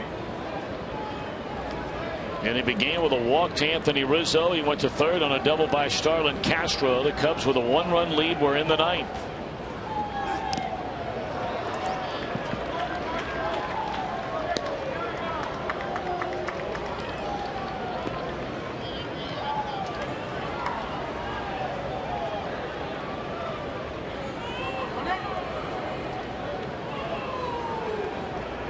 Reds have Ludwig, the pitcher spot, and then Cozart due up in the bottom of the 9th inning. What a block right there by Tucker Barnhart. That ball bounced 1.5 feet in front of the plate, it looked like. Still able to keep the ball in front. Watch where this ball bounces. Bounces right in front of home plate, right on the inside corner. And a curveball like that, Tom, when it bounces, it doesn't keep going to the outside corner. It bounces back towards the hitter because of the spin. Barnhart read it perfectly.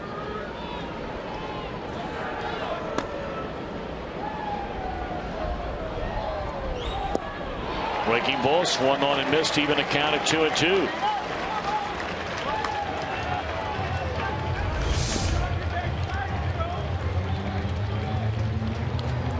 Started that one really in the same spot as the previous pitch. Just a little bigger break.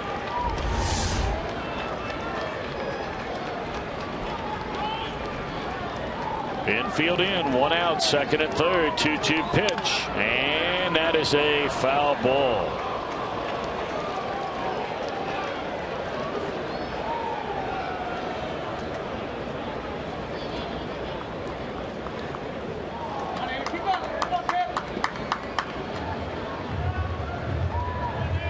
One of those pitches where, as a hitter, your head says stay in there and your body says curveball starting right at you.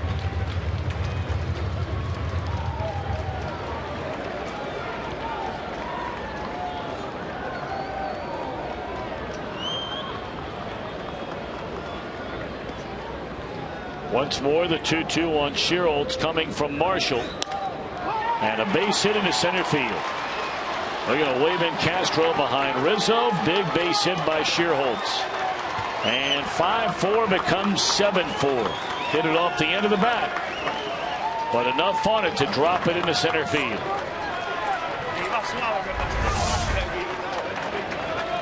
A lot of breaking balls. And Shearholtz does a good job staying in on this pitch after pulling the previous foul down the first baseline.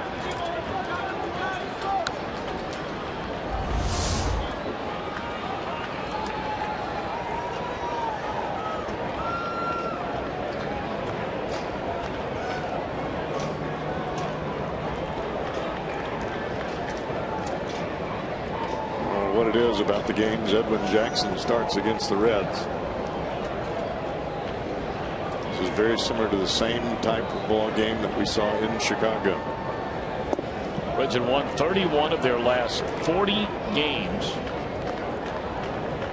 31 of their last 41 against the Cubs. But the one every now and again where the Cubs have won over the last 2 years, it feels like it's Edwin Jackson who's on the mound. And while this one is not over tonight, right now Jackson is in line for the win. That one shot into right field off the bat of Castillo.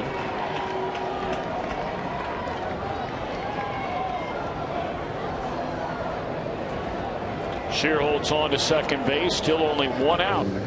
Now you have to wonder how long will Brian Price have Sean Marshall on the mound.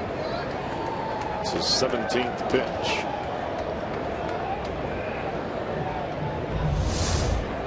And regardless of the reports and the fact that Marshall is on the big league roster and on the mound, I still don't think he's all the way back to full speed. Because we've seen really one fastball here in this inning, and that was to Mike Holt. The rest have been sliders and curveballs.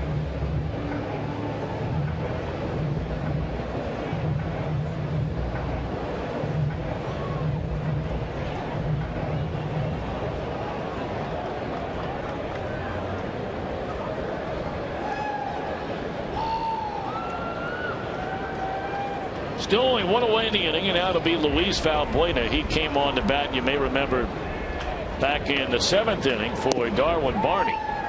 And J.J. Hoover struck him out. Speaking of Hoover, tonight was a very good outing for J.J. Went 2 innings, allowed 1 hit, fanned 4, didn't walk anybody tonight. Boy, that last inning, his 2nd inning, he was very sharp. Marshall will field the ground ball and throw out Valbuena. The runners will advance. 2 are out. I think when we saw J.J. have that really long streak of scoreless innings last year, I think it comes down to command of the breaking ball. He's got the breaking ball working. It's not that he has to throw it every pitch, but just to get the hitters off the fastball. When he's doing that, he can be awfully, awfully good.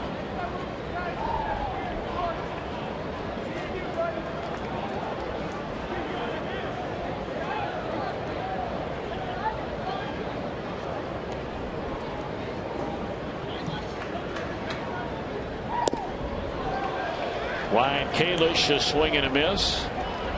He came on to bat in the 8th inning and bounced out to the shortstop. Rondon more than ready down in the bullpen. This is still a save chance. Should it stay where we are right now, the 1-run lead has been stretched to 3. And it's 0-2 on Kalish.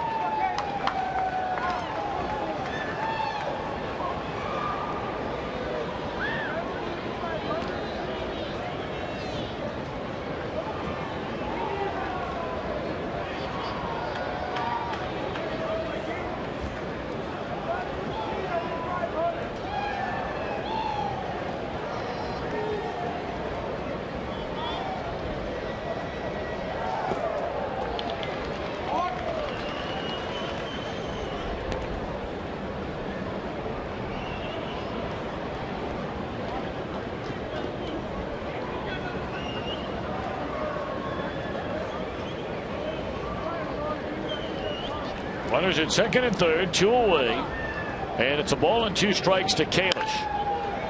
And that one is a fair ball, and it's going to get by Votto, and a run is going to score, and that makes it an 8-4 game.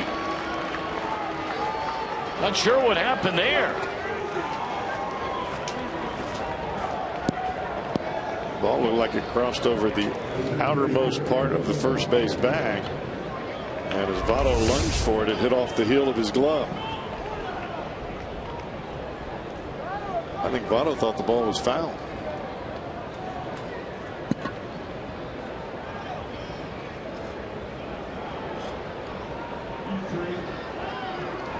And that'll be an error on Votto.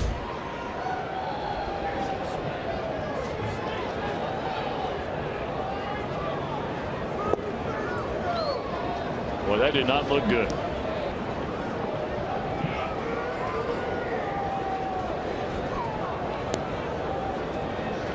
Oh, and 1 now to count on Emilio Bonifacio. A 3-run inning against Sean Marshall.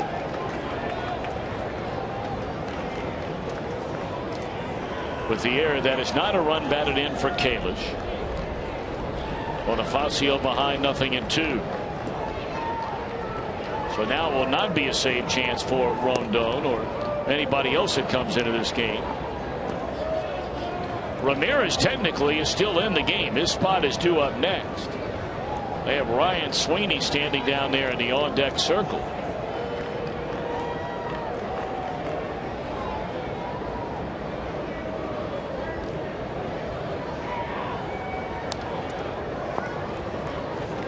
And a 7-pitch inning now for Sean Marshall, which all but guarantees he won't be available for tomorrow night. Maybe for a batter, or maybe back-to-back hitters should the Brewers have lefties in that lineup tomorrow.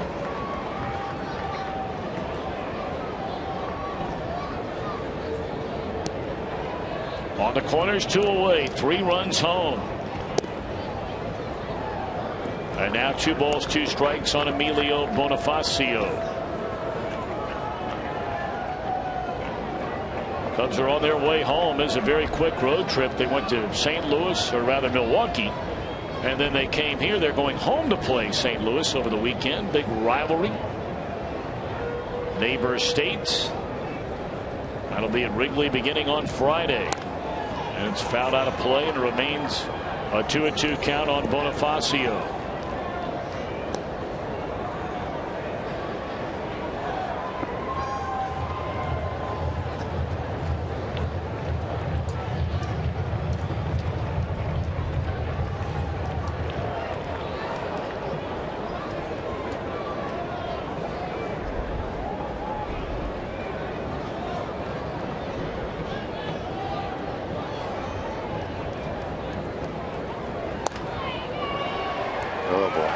A base hit down the first baseline. That'll plate another run, and they're going to hold the runner at third.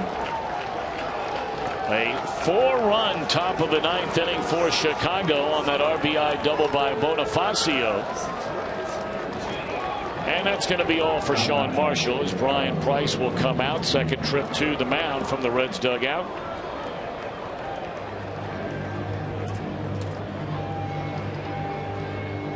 8 men have come to the plate. 4 of them have scored. So we will take a break in the action. A 1-run game is getting ugly. Cubs have a 9-4 lead. We're back in a moment.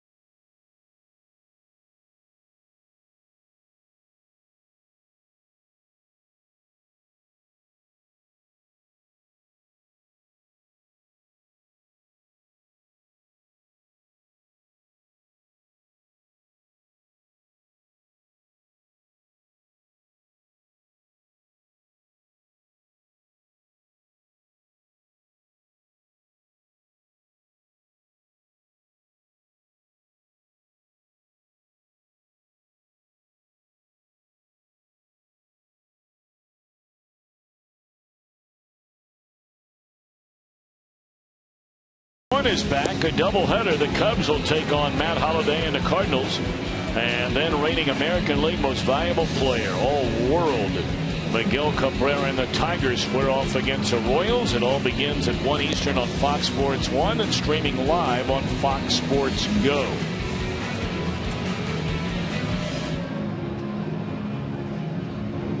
Logan Ondrusek back out of the bullpen, second night in a row. And this is not where Brian Price wanted to go. Try to get everybody an inning of work. Ondrusek having to come on here to get this final out here in the ninth. It's going to be Ryan Sweeney to bat for Junior League.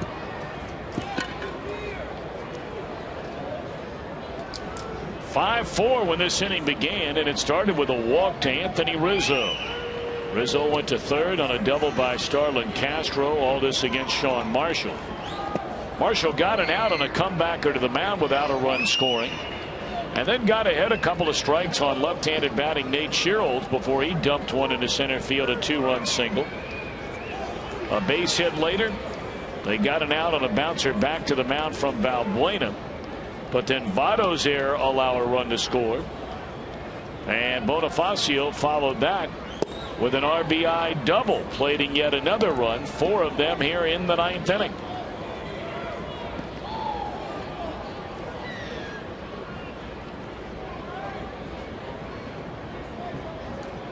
Two 2-0 on Ryan Sweeney.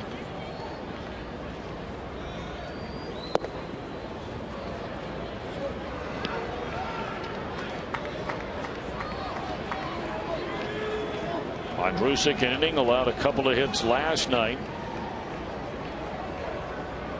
What got out of the jam when he struck out Ryan Kalish. And now he's come in and fallen behind 3-0 on Sweeney. You've got Rizzo waiting on deck, who started this inning.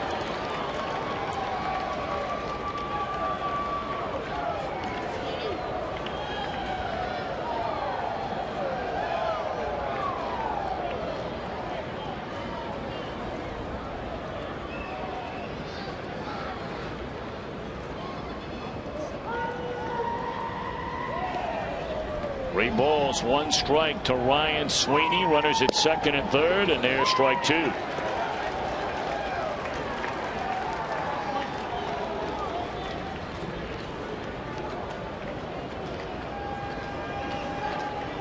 Make him swing the bat on this pitch.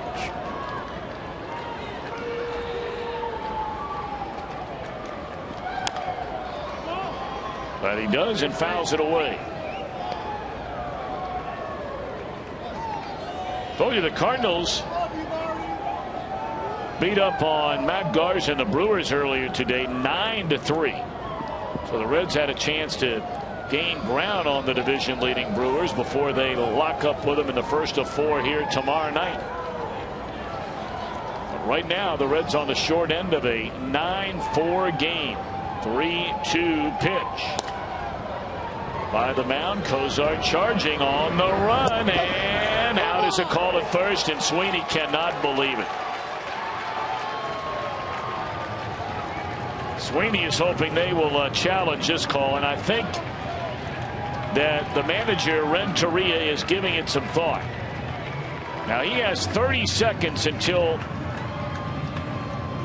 from the end of an inning, and a lot of the Reds players are sort of standing around on the field to wait to see if Renteria is going to challenge this play. There you look in their dugout, and undoubtedly their video coordinator is taking a look. Joe West is wearing him out. Yes or no? Let's go. So they are going to challenge that call at first base.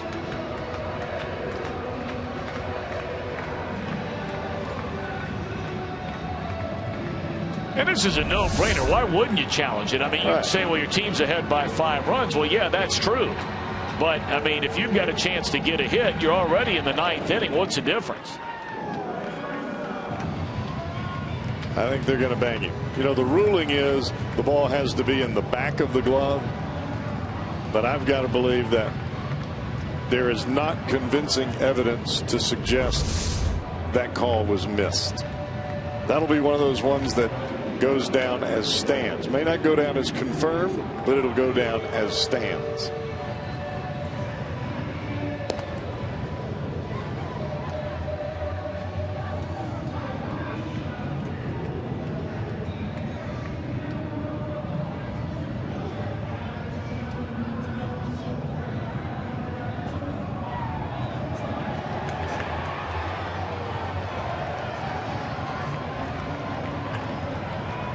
Cubs fans are signaling safe in the stands. Reds fans are throwing up the right hand. But you know what I'm thinking about while we're waiting? Do you think Cowboy Joe West knows this song, Gangnam Style?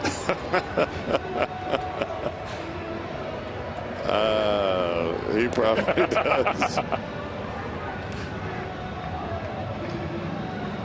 I mean, do you think he has those headphones on right now and he's listening to that being piped in there right now? No. No chance? No chance.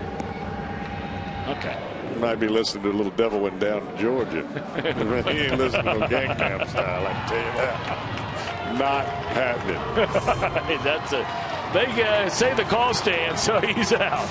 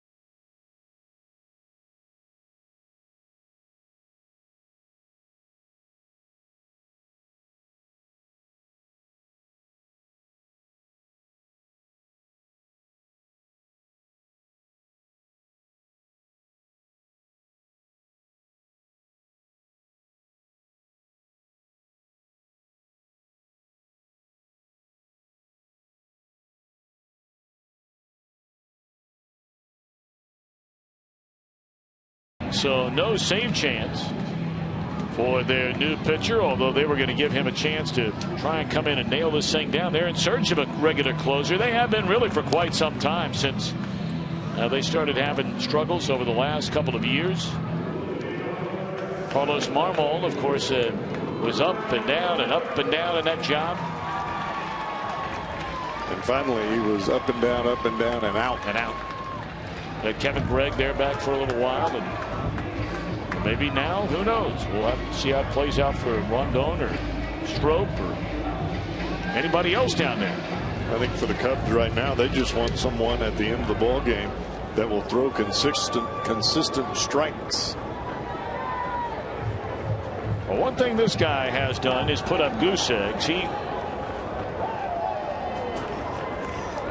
finished on a strong note last year, carried into this year where he went nearly 17 innings of scoreless baseball. Began this year with 7 2/3 scoreless before the Reds got him. He gave up 2 runs to the Reds when they were at Wrigley Field on the 19th. Got his first big league save this year against St. Louis. That's a live fastball. That easy gas. Got a little late life to it, running in on the righties away from the lefties.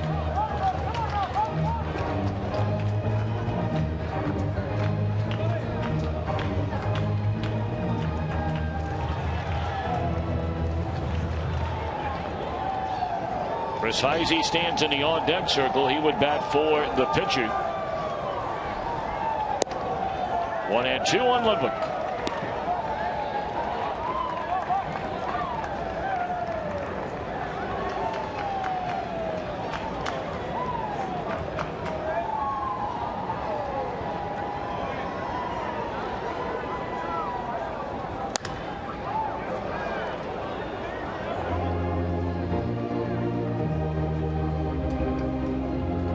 quiet night for Ryan. His bounce is short, popped up to the second baseman and flied out to right. Of course, it's really been a quiet night for the Reds offense total. They've scored 4, but 2 of them came in the first inning, and they've been limited at only 6 hits in the game. And that went off the mound, took the glove off of Rondon, and then Castro back behind him throws out Ludwig.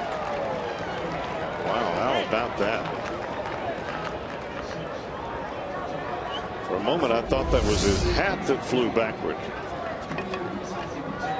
Knocks his glove off behind the mound. But when the ball then trickles right to one of your middle infielders, it looks like it's probably your night.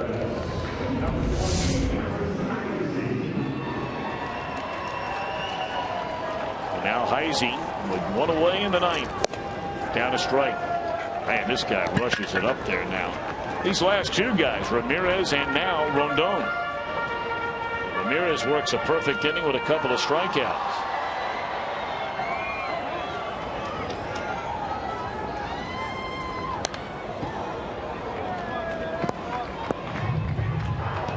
Jackson, the pitcher of record, trying to even his mark on the year at 2 up and 2 down. Cristiani is on the hook right now for the loss.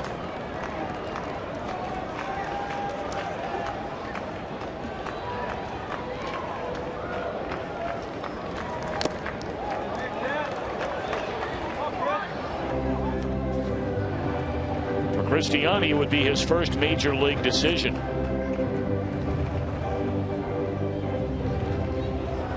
Rondon just keeps inching up there. That escort radar guy, that last pitch 97 miles an hour.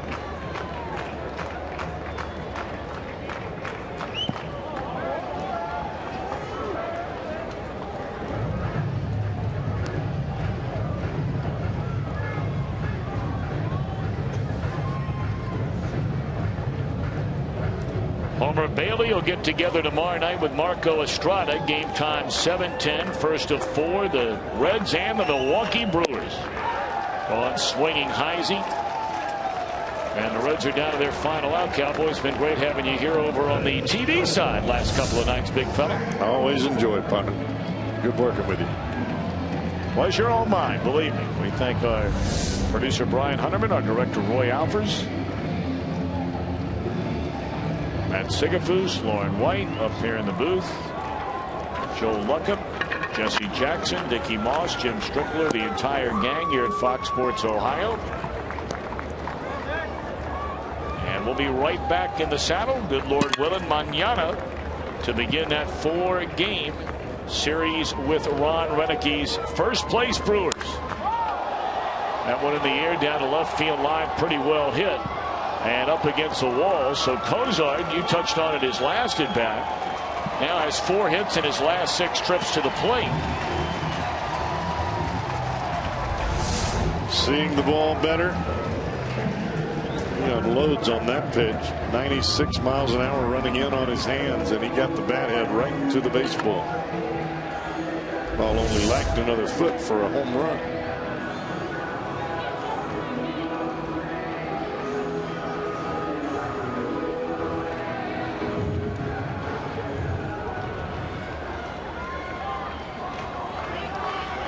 Barnhart, who was asked to bunt after a leadoff single when the Reds were down by a run in the 7th inning, and Tucker tried twice. Twice he fouled off bunt attempts, and then he wound up being allowed to swing away, and he had a fly ball to the center fielder. That was the inning of the Reds put the leadoff man aboard, and he never moved.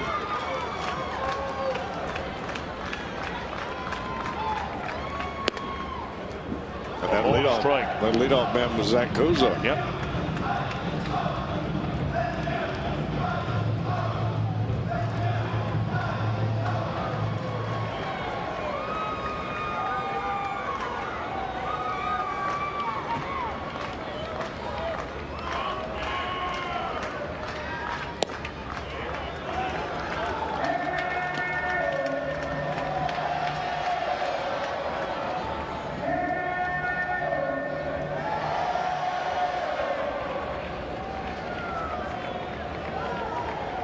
Game started at 10 minutes after 7 without any rain delay. The Cubs have had so many base runners in this game tonight. They have 13 hits. 6 walks have been issued. Reds have made a couple of errors, allowing 2 more base runners.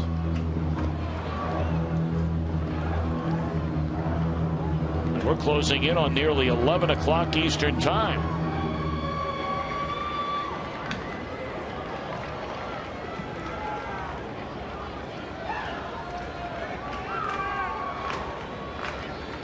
Three and one on Tucker Barnhart. Runner at second, 2 away in the ninth. Very few times do you see the Reds make miscues on the defensive side, much less 2 in one night. And the Reds have been the best defensive team in all of baseball so far this year. Aroldis Chapman is tentatively scheduled to begin his rehab tomorrow night in Dayton, Ohio. This should do it. Fly ball into left field, and the Cubs have split this series, winning tonight by a final count of 9-4.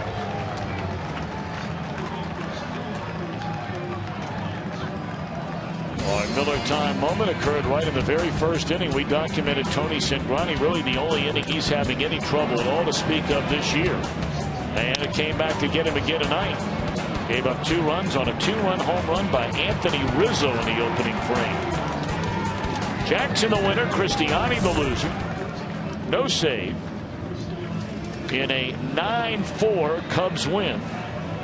And now the Reds have their sights set on the first place Brewers, who come to town for the first of 4 tomorrow night. We'd love to have you come on down. Tickets available Thursday, Friday, Saturday, and a late afternoon start on Sunday. So we'll look forward to seeing you down here. If not, Reds Live will get underway tomorrow night at 6:30. Our game coverage starts at 7. Time now for Reds Live, the post-game edition.